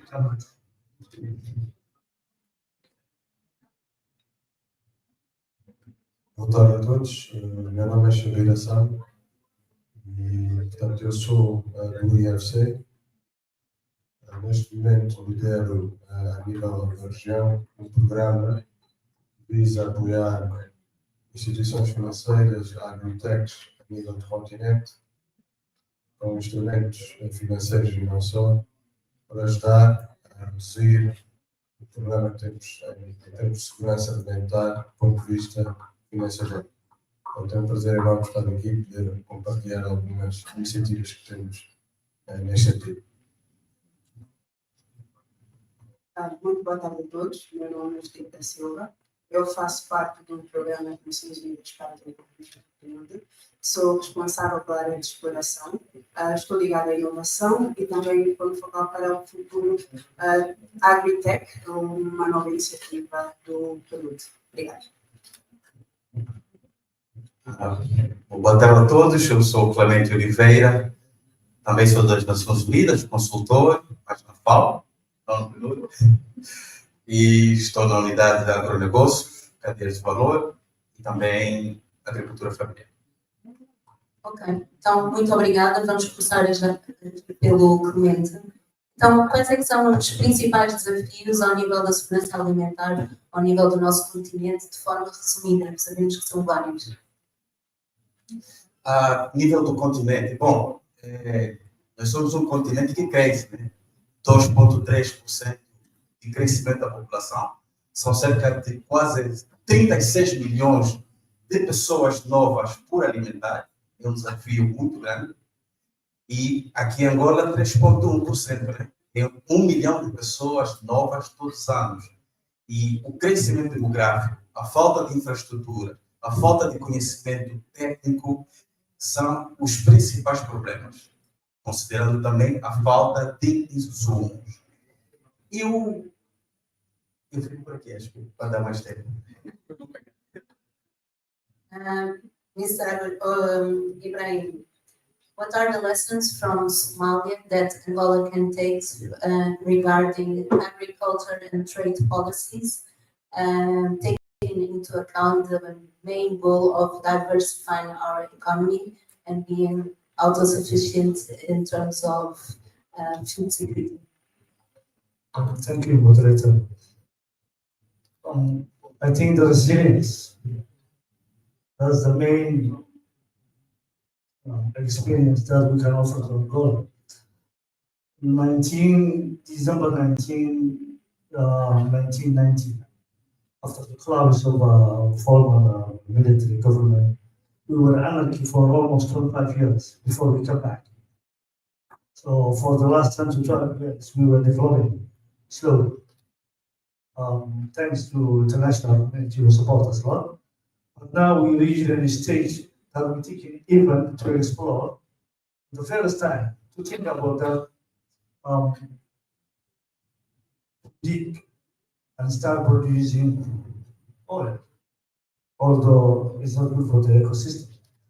On the other hand, Somalia has the largest coastal in Africa, except from some of tankers for maybe the other one.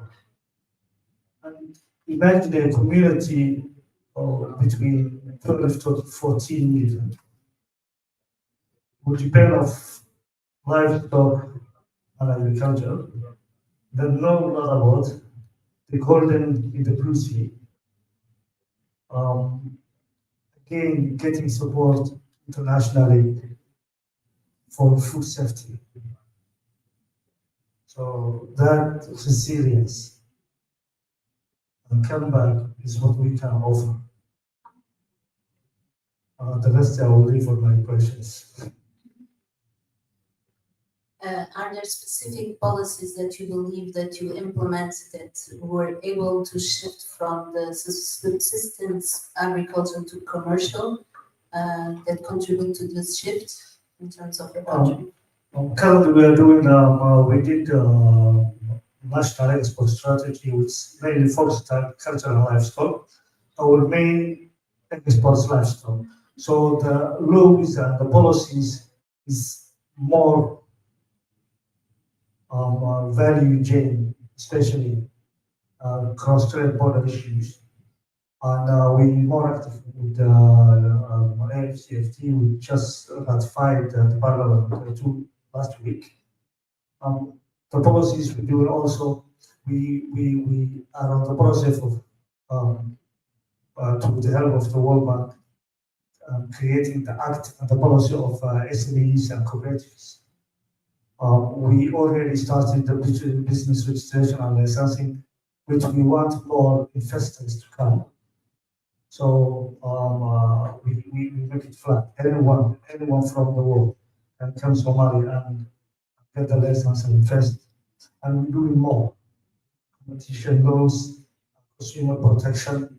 When it comes to agro-business or innovatives, we are completely moving from analog to digital, the entire system. So we already started creating the single window. We started creating AI intelligent farming. We already started using mobile networks to identify. I mean, we slowly, although we are expressing ambition, but it looks like that we are not on the track, but we are trying. Thank you. Shakir, qual consideras que deve ser o papel da tecnologia na transformação ou na contribuição ao nível da segurança alimentar?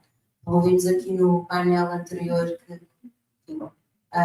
eventualmente, o recurso aqui de plataformas podem ajudar, mas em função daquilo que é a tua experiência e de programas que temos aqui no IFC, qual é que achas que é o papel fundamental da tecnologia para conseguirmos transformar este paradigma da segurança alimentar no continente?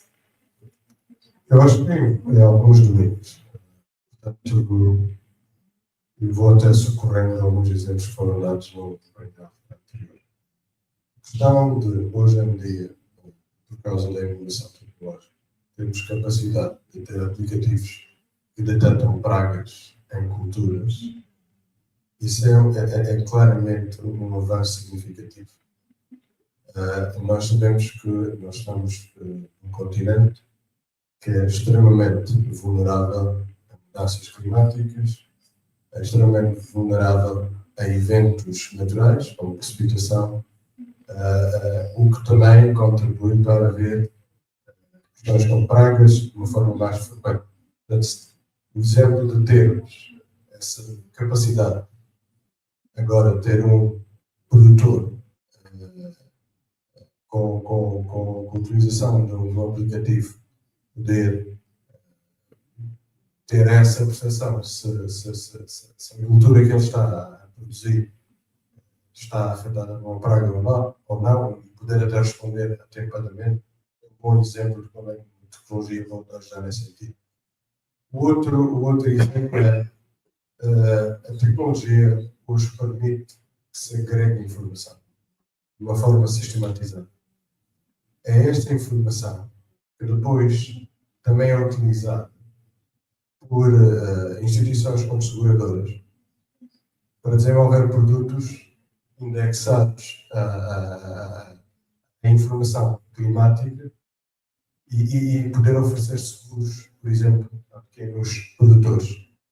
Estes exemplos que eu estou a dar são exemplos que o AFC já está, na prática, a colaborar em alguns mercados. Podia ir mais adiante em relação à questão da sistematização de dados. Sabemos que um dos principais problemas do setor agrícola é o financiamento.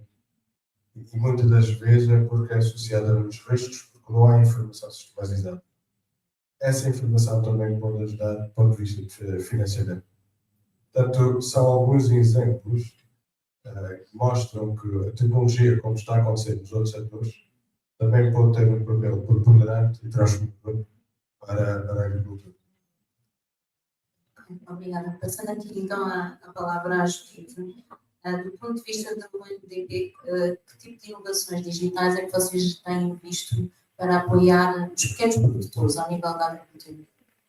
Aqui em Angola ou em outros países? A doutora já disse sobre a questão de tecnologias que fazem a detecção de pragas. Eu posso salientar um exemplo do Incubator. O PNUD a nível mundial tem um programa que chama-se projeto, que são os laboratórios de aceleração. É um projeto que leva a inovação dentro das Nações Unidas, propriamente ao PNUD. E uma das questões que aconteceu foi que em certas áreas em Cabo Verde havia dificuldade de acesso para então fazer a plantação de certas culturas. E uma das questões que veio, se calhar, seria o uso de drones, por exemplo. Então, em Cabo Verde teve uma área que usaram os drones para plantar as sementes. Este foi um exemplo, então tem-se usado muito essa questão dos drones, não só para a captação de imagens, mas também para a distribuição de sementes. Outra coisa que seria importante salientar, mais do que a tecnologia, a questão dos aplicativos, é levar esse conhecimento tecnológico aos pequenos agricultores. Nós trabalhamos em projetos como o Purina, e aqui com parceiros como a Ceiba, INAPEM e a FAO, que fizeram parte. E uma das questões que nós entendemos é que os agricultores, nesse momento, não viam nenhum tipo de valor ou futuro neste mundo digital, nesta questão da tecnologia para melhorar não apenas a sua produção, transformação e conservação. E uma das questões que nós levamos foi esse conhecimento tecnológico e digital, desde ensinar o tipo de plataformas, por exemplo, quando for a questão da venda, porque queremos aumentar o rendimento desses agricultores. Outra questão foi a questão do acesso à energia, porque muitos não tinham acesso à energia, e tocando aqui a agricultura foi o uso das energias limpas, então para eles terem. E com este programa nós vemos que veio a componente de jovens, que aqui já foi muito mencionado, porque os jovens se sentiam atraídos pela questão da agricultura, foi que muitos desses, quem trabalha no campo, acredito, também deve ter sido a Martina, que foi, não é para quem tem 40 anos. Então, muitos desses jovens veem os pais, tios, os familiares a trabalharem no campo, e enquanto que nos fizemos em relação à tecnologia foi a parte de e-commerce, a parte do mercado, e mais do que isso é poderem saber também onde, de facto, fazerem o seu cultivo, porque existe a questão de só cultivar, não importa a época, não importa o sul. Então, a questão também do conhecimento adicional da tecnologia é o que nós temos feito feito bastante, principalmente com o nosso projeto agora com o Corinho. E neste projeto, Corinho, que tipo de desafios é que vocês sentiram ao transmitirem, ao tentarem influenciar o uso destas tecnologias e mostrar o que são as vantagens da utilização destes instrumentos, destas inovações? Que desafios é que sentiram depois na prática ao tentarem implementar o projeto? Sim, sim. Numa primeira fase, nós fizemos o piloto que foi na Trading da COP.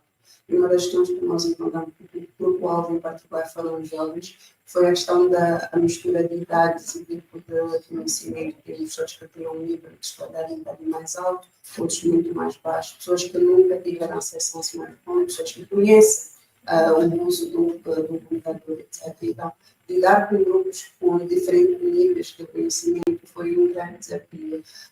Mas, ao mesmo tempo, como eu disse, a questão da resiliência é que todos eles queriam aprender, queriam fazer alguma coisa diferente. Este foi uma vantagem. Então, com este desafio, o que nós fizemos foi preparar um conteúdo que fosse, de facto, para aquele grupo.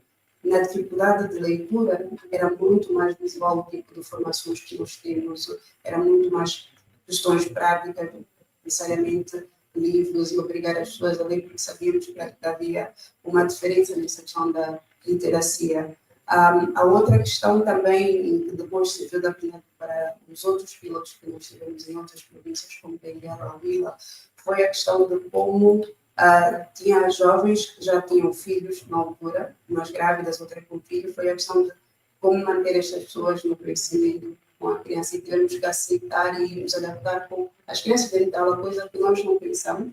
E a outra parte foi os horários, a venda. Nós queremos ensinar, mas eles também têm que vender, então tivemos que nos adaptar em questões dos horários, fazer meio período e ter realmente um atrativo. Foi muito mais curto para as pessoas não sentirem que iriam perder a altura. Tivemos uma desistência ou outra, que é normal, mas posso assim dizer que, pelo menos para o piloto, essa questão realmente da literacia foi realmente desafiante, mas serviu de aprendizado para os outros pilotos a seguir. Muito obrigada. Um dos aspectos que se fala muito quando estamos a falar do setor agrícola é a falta de acesso ao financiamento, muito relacionado com a ausência de informação. Xamir, pode-nos partilhar aqui um pouco o que tem sido a experiência do AFC ligada aqui ao programa de aceleração ao setor agrícola, que de alguma forma contribui para diminuir aqui a escassez de fundos e esse financiamento ao setor? Bom, estima-se que entre 2% a 3% em África é a porcentagem que é alocada ao setor agrícola. Portanto, é uma porcentagem muito baixa. E se imaginarmos que desses 2% a 3% nós temos grandes produtores, o que deve restar para os pequenos produtores deve ser uma porcentagem muito, muito grande. Portanto, é um problema muito, muito importante e não é um problema novo. Portanto, eu acho que é algo que nós crescemos a ver e as nossas instituições têm estado a ter vários programas para mitigar este problema. Mas, entretanto, continua a ser, quando se conversa com algumas instituições financeiras, a política de risco é sempre mais conservadora quando é para o setor agrário. E o que está-se a ver nos outros países, com esta revolução tecnológica, começa a haver mais informação para mitigar ou dar mais conforto às instituições que disponibilizam capital. E por exemplo, estou satisfeito por estar a ver colegas aqui da Etiópia. Parece que a Etiópia está num bom caminho nesse sentido. Nós temos estado a trabalhar com algumas instituições, incluindo bancos e Agri-Techs na Etiópia, como o caso da Nacional, que vocês devem conhecer, onde estamos a aprender algumas experiências deles. Ou seja, o que se está a notar, não só na Etiópia, mas a nível da Ásia e dos outros mercados africanos, principalmente Norte da África, é que esta possibilidade de ter agora entidades que funcionam como orquestradores, que trazem informação de cadeias de valores e informação e depois compartilhada com pequenos produtores, com serviços de extensão, com a possibilidade de serem utilizados também dados para as seguradoras, tem estado a permitir que o risco que era associado à produção agrícola esteja a diminuir. E nesse âmbito, instituições como a nossa, o IFC e o Grupo Banco Mundial, como tudo, têm estado a apoiar desenvolvimentos de programas a nível global. Portanto, nós no IFC temos um programa que se chama Africa Agriculture Accelerator Program, que visa apoiar instituições em toda a cadeia. Portanto, como investidores, nós temos relações com empresas âncoras, como investidores, temos relações com bancos, e o link que faltava é encontrar empresas, foram aqui apresentadas como startups, que possam trazer informação necessária para estas instituições tomarem decisão. Portanto, é mais um exemplo de como é que a evolução da tecnologia está a encorajar instituições como a nossa e as outras a disponibilizarem mais instrumentos para financiamento. E estas iniciativas que eu estava a dizer, que são sempre acompanhadas com possibilidade de financiar toda a cadeia de valores, com termos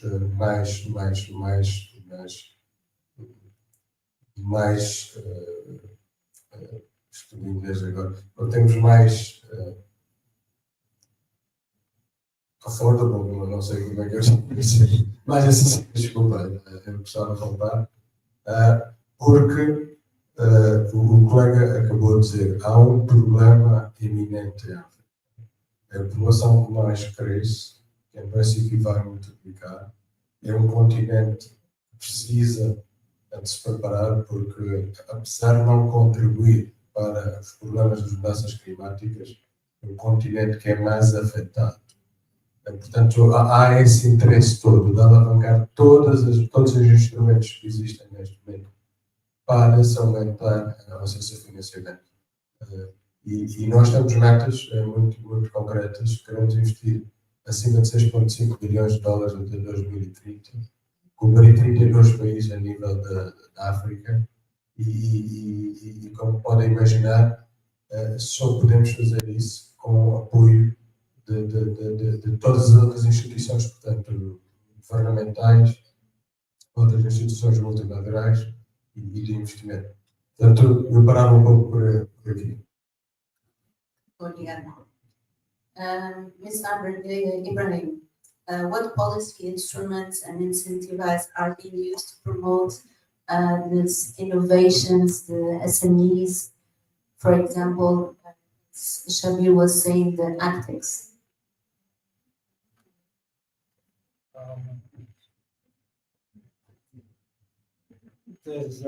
I want to talk about two issues. Which is one, SMEs recently reorganized the backbone of business. There was a meeting held in Johannesburg sometime in August, which declared absolutely that SMEs is potential and we cannot ignore. Having said that, in farming, also we need to recognize that it's the breadwinner, but without them we cannot exist. So we need to give them voice. If I come back to your question about what policies that we are implementing for the SMEs, now we're doing the policy act, which gives opportunity that startups, small scale industries, medium, protect them and incentivize. We're trying to give them tax pattern so they can grow and at least start their feet. Otherwise, it's like a baby born before it crawls, it starts. You support, you invest, but at the end, if there's no continuation or they not get a role model that they can learn from it. We also to bring on board reduce all the tariffs. So cooperatives, SMEs, those can get less what we charge on the other normal business licensing. We are trying to educate them. So if they are not learn, even the policy will not help. Most of our communities, they are illiterate. Some of them, they cannot even understand or read. There's a project that the World Bank is implementing, which gives microfinance, small loans, and then, so we are doing even how we can protect. For example, the banks, they give loan, and if they are not, the risk in the bank is 0%. Now we reached that it was 25 before, but now to the World Bank and the European Union, we started that at least the risk management become 50. So there's a lot of progress, but crawling. I hope in the next future, maybe the next meeting, if I can hear all the colleagues come, there will be a lot to tell where we are, where we're reaching. Thank you. And looking to your SMEs, you can find a lot of SMEs that are looking to agribusiness and technology, or what are the main sectors? Recently, in Somali service, they since people have moved from the rural area because of these extremists and security issues, they cannot find in the cities. So what they more focus on IT sector, R&D, and glad that I heard that Ethiopia team was presenting a beautiful R&D. And also in the education sector. But from my perspective, and the policy of the government, which is written our national transformation plan 2025-29, the focus is agriculture. So all our efforts is to put agriculture. We need the bread. So if we not cultivate, if we not modernize our technology, if we not use AI, if we not use, we will not. So we need to connect those who are in the city, who have the ability to produce IT services to help with the farmers. So it's a long initiative, but yeah, it's still 2029, so we have a long way to go. The road is still ahead. Thank you. So in 2029, we can speak about your experience regarding. Absolutely. Judith, pode-nos falar pouco do programa que foi recentemente lançado aqui em Angola? Ajuda-me com o nome. Timbuktu. Em que basicamente vocês incentivam e apoiam aqui potenciais arquitetos. Sim, o Timbuktu é um programa das Nações Unidas, foi lançado na verdade no ano passado, ainda são hubs temáticos que estão aqui para promover empreendedorismo e inovação e futuras grandes startups globais que saíram de África. Começaram por 10 hubs, os temas eram variados, desde a educação, indústrias criativas, manufaturação, fintechs, por exemplo, e este ano nós, a Angola Centro de Informação, vamos ter o 11º hub que estará focado em Agri-Tech. Este hub, esta iniciativa, ao mais alto nível que nós temos trabalhado nos últimos tempos é fazer como é que nós trazemos o nosso centro de excelência em agricultura. Em conversas, o que nós entendemos é que existe sim uma capacidade de startups aqui receberem acesso ao financiamento.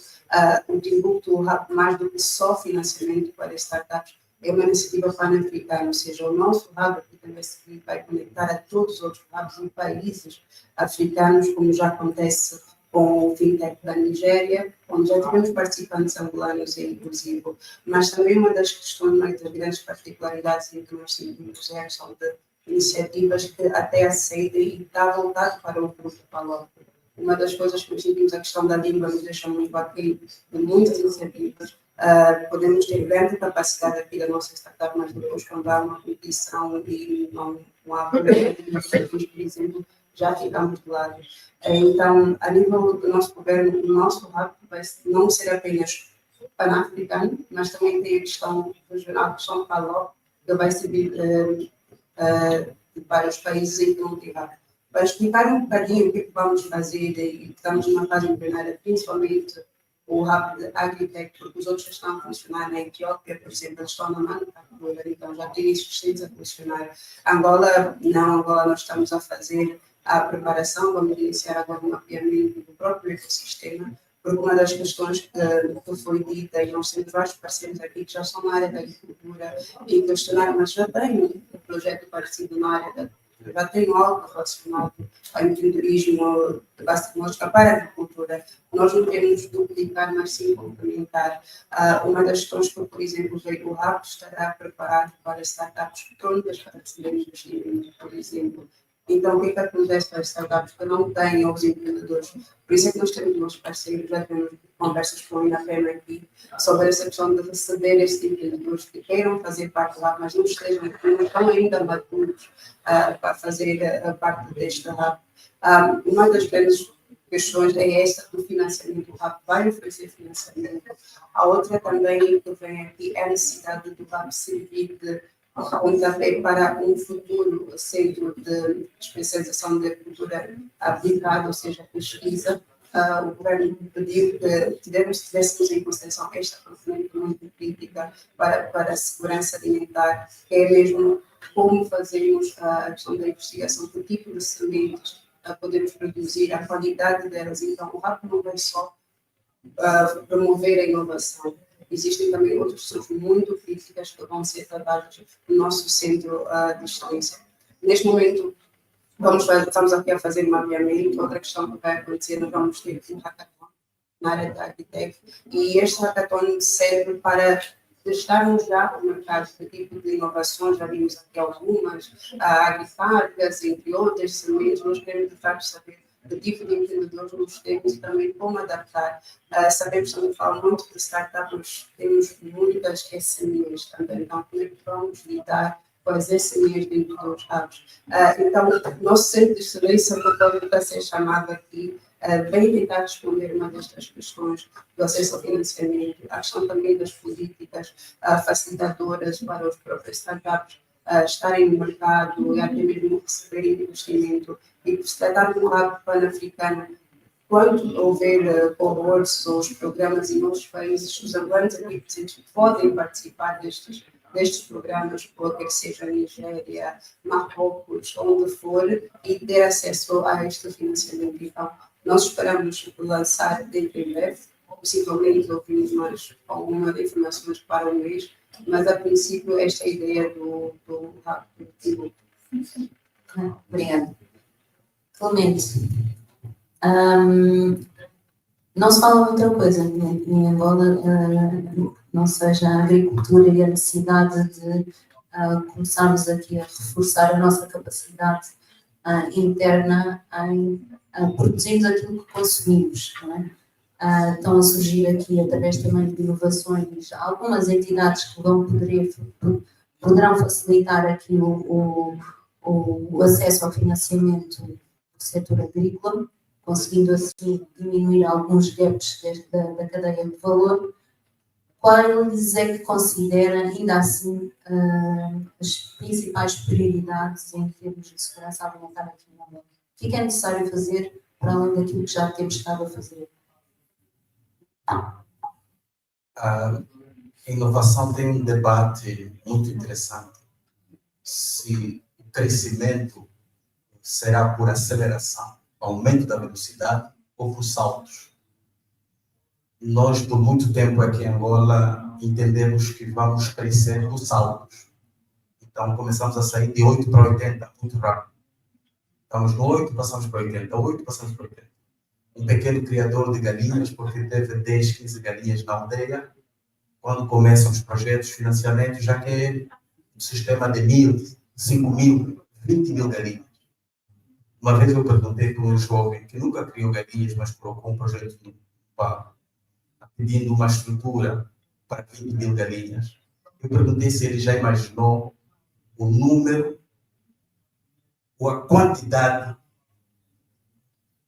de fezes que aquelas 20.000 galinhas vão produzir por dia. E como é que ele iria gerir isto? Ele não sabia dizer. Então, sair de 8 para 80, dar saltos, em alguns projetos funciona. Mas outros, a inovação é mesmo por aceleração, aumentar a velocidade aos poucos. E à medida que vamos aumentar, crescendo, aí podemos dar pequenos saltos. Então, isso responde porque aqui nós temos muitos elefantes brancos no nosso ecossistema de tentativa de desenvolvimento. Mas a agricultura, e a primeira coisa que eu vejo é que os sistemas de produção, a começar nas famílias, são muito deficientes. Os níveis de produtividade são extremamente baixos. Não é o crédito, essencialmente, que vai resolver isso. Há uma série de variáveis que vão resolver isso. Há um foco muito grande no plano de negócio para ter acesso ao crédito. Não, plano de negócio, em primeiro lugar, para aprender a gerir o que está produzindo, o seu sistema de produção. E o crédito para aumentar a produção. Então, variáveis que ajudam a aumentar a produtividade nos sistemas agrícolas, principalmente familiar, porque 80% da alimentação aqui vem das famílias, dos sistemas familiares, é essencial. Sistemas de processamento, agroprocessamento, simples, pequenos, não complexos, sistemas que permitem às famílias nas aldeias fazer os primeiros níveis de beneficiamento seriam essenciais para o nosso tipo de agricultura. Fazer com que as cadeias de valor funcionem de tal modo que cheguem a um nível de autogovernação em que os próprios atores da cadeia de valor dialogam, consertam e eles próprios partilham informação. Sabemos do mercado, por exemplo, em 2024, Angola importou os grãos trigo, arroz, milho, soja, mais de 800 milhões de dólares em 2024. Este é um bom começo para todos os atores que estão nessa cadeia de valor começarem a dialogar sobre isso. E esse diálogo faz falta. Nós não temos. Nós não temos diferentes atores da cadeia de valor a dialogar quem vai fazer o quê, a consertar quem vai trazer os insumos, em que quantidade, quem vai ajudar na transportação, na produção, quem vai trazer as máquinas, quem estará no mercado. Então, esses 800 milhões de dólares que saem podiam estar aqui a fortalecer, a criar um ambiente econômico mais aquecido. Então, há uma série de fatores, mas penso que precisamos, o essencial, olhar de maneira transversal, trazer uma abordagem de cadeia de valor. Okay, muito obrigada. Mr. Breen, do you want to comment? The intervention of comments regarding the value chain and the need that the different actors need to connect with each other to bring food to our tables? That's a very good question.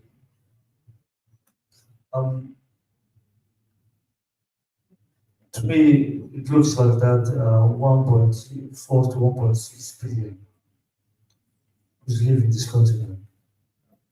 The fertile land is absolutely, I don't know, untouchable yet. And we still hungry and we are exporting food from Asia, from West, East Europe, and even Southern America. For example, my country, sugar comes from Brazil. Why? Before the class, we had 2 factories we used to produce. So still, the land is there, but the mentality is not there.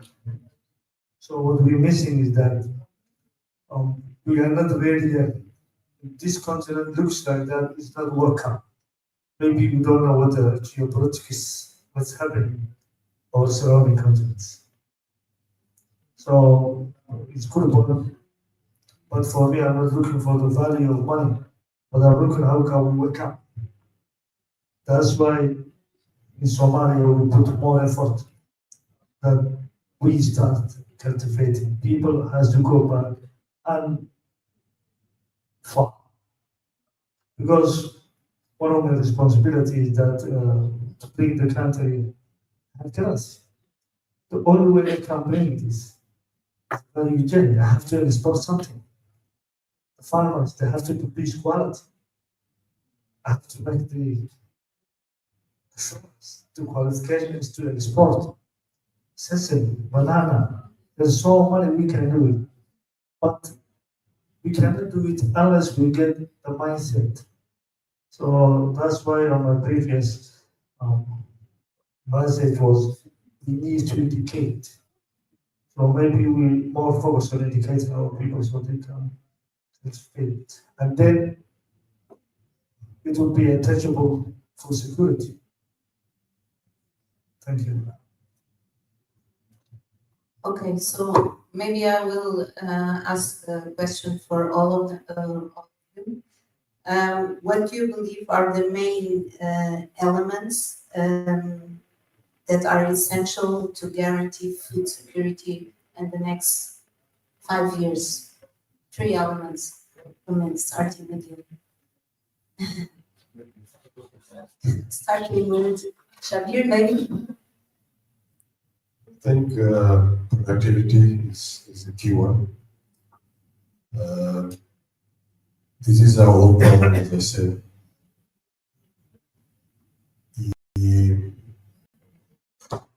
quando se fazem análises porquê que não saímos do estado em que estamos, apesar de termos estado a desenvolver vários programas, a conclusão que se chega é que continuamos a ter no continente a maior parte da produção feita no âmbito familiar, de subsistência, dependente de precipitação e etc.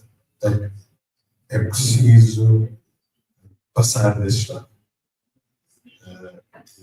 E acho que foi bem dito aqui pelos colegas que não é só uma questão de financiamento, mas é uma questão de empoderar estes produtores com um mindset diferente, comercial, com infraestruturas que permitam que a produtividade aumente.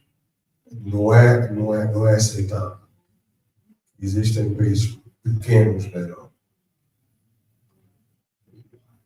Vamos olhar, por exemplo, a Ucrânia, em termos de população.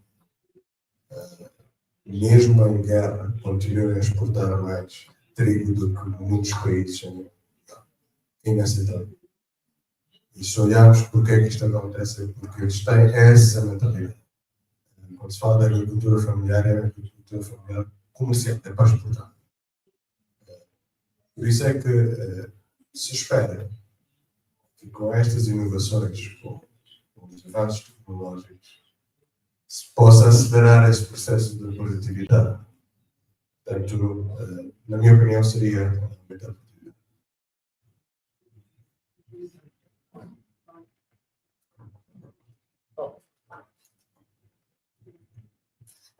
Eu serei breve. Não. Eu iria tocar também na questão do mindset, mas já foi colocada aqui, a questão do mindset é muito importante. Precisamos dos atores, e esses atores podem ser jovens. Nós temos um país muito jovem, precisamos que os jovens estejam interessados nesta temática, sejam interessados na agricultura e vejam de facto que há um espaço para ele crescer e realmente também ajudar o país. Obrigada. Judith, eu acho que nós temos que voltar a reforçar a questão do mindset. E eu penso que o principal problema de África, e como africano mesmo, é o mindset. E o nosso ambiente cultural não ajuda. Na aldeia, se alguém desenvolver-se um pouquinho, é isso.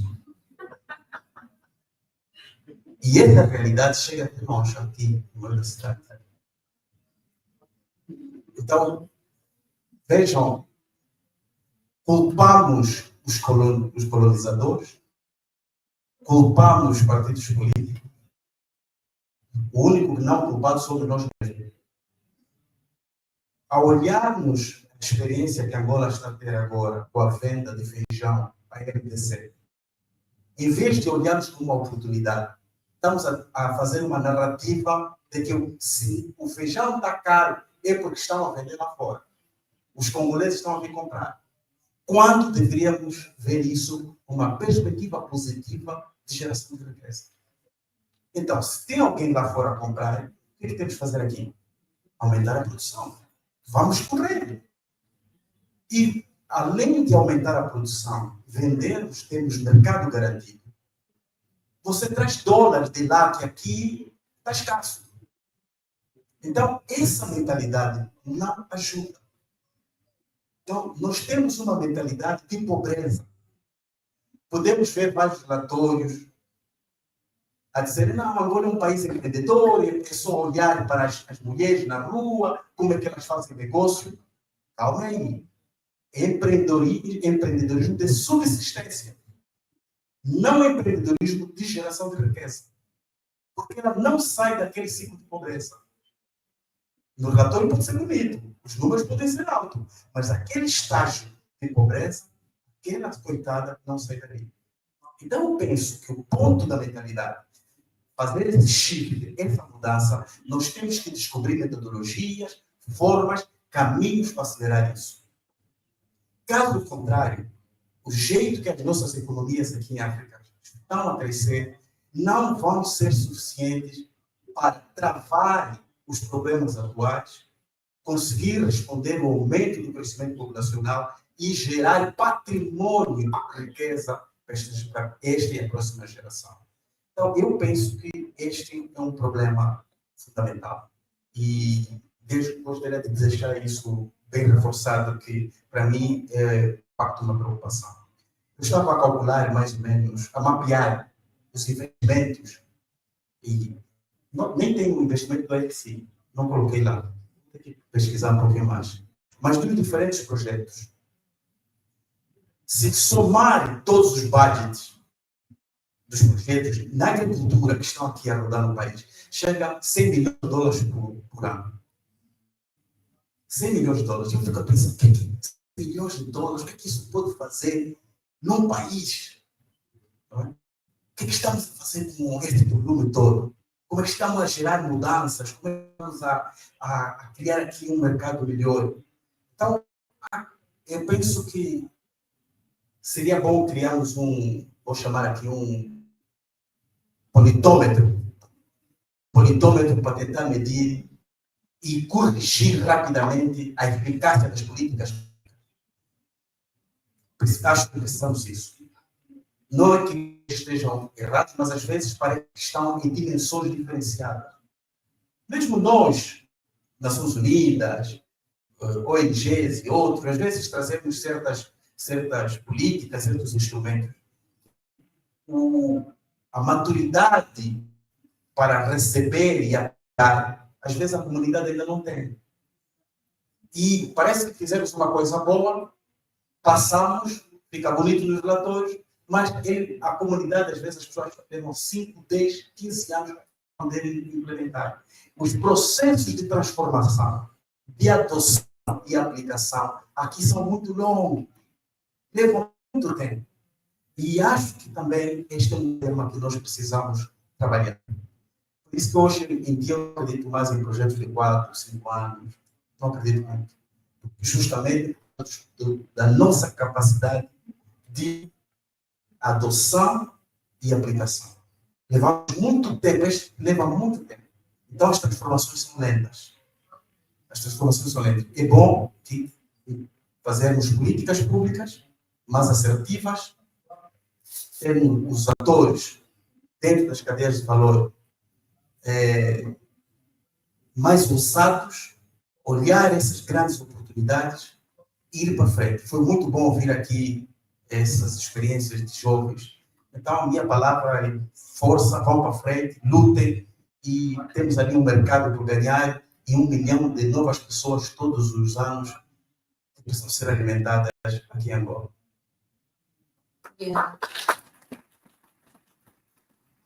Acho que podemos fechar aqui o nosso painel com estas ideias. O principal é mesmo a alteração do nosso mindset, não é?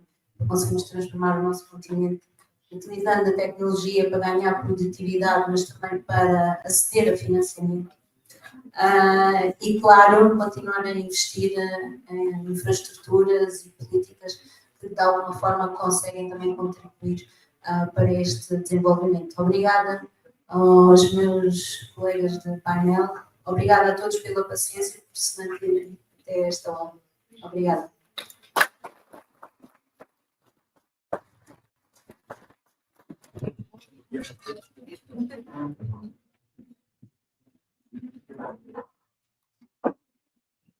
So, last week, God, on this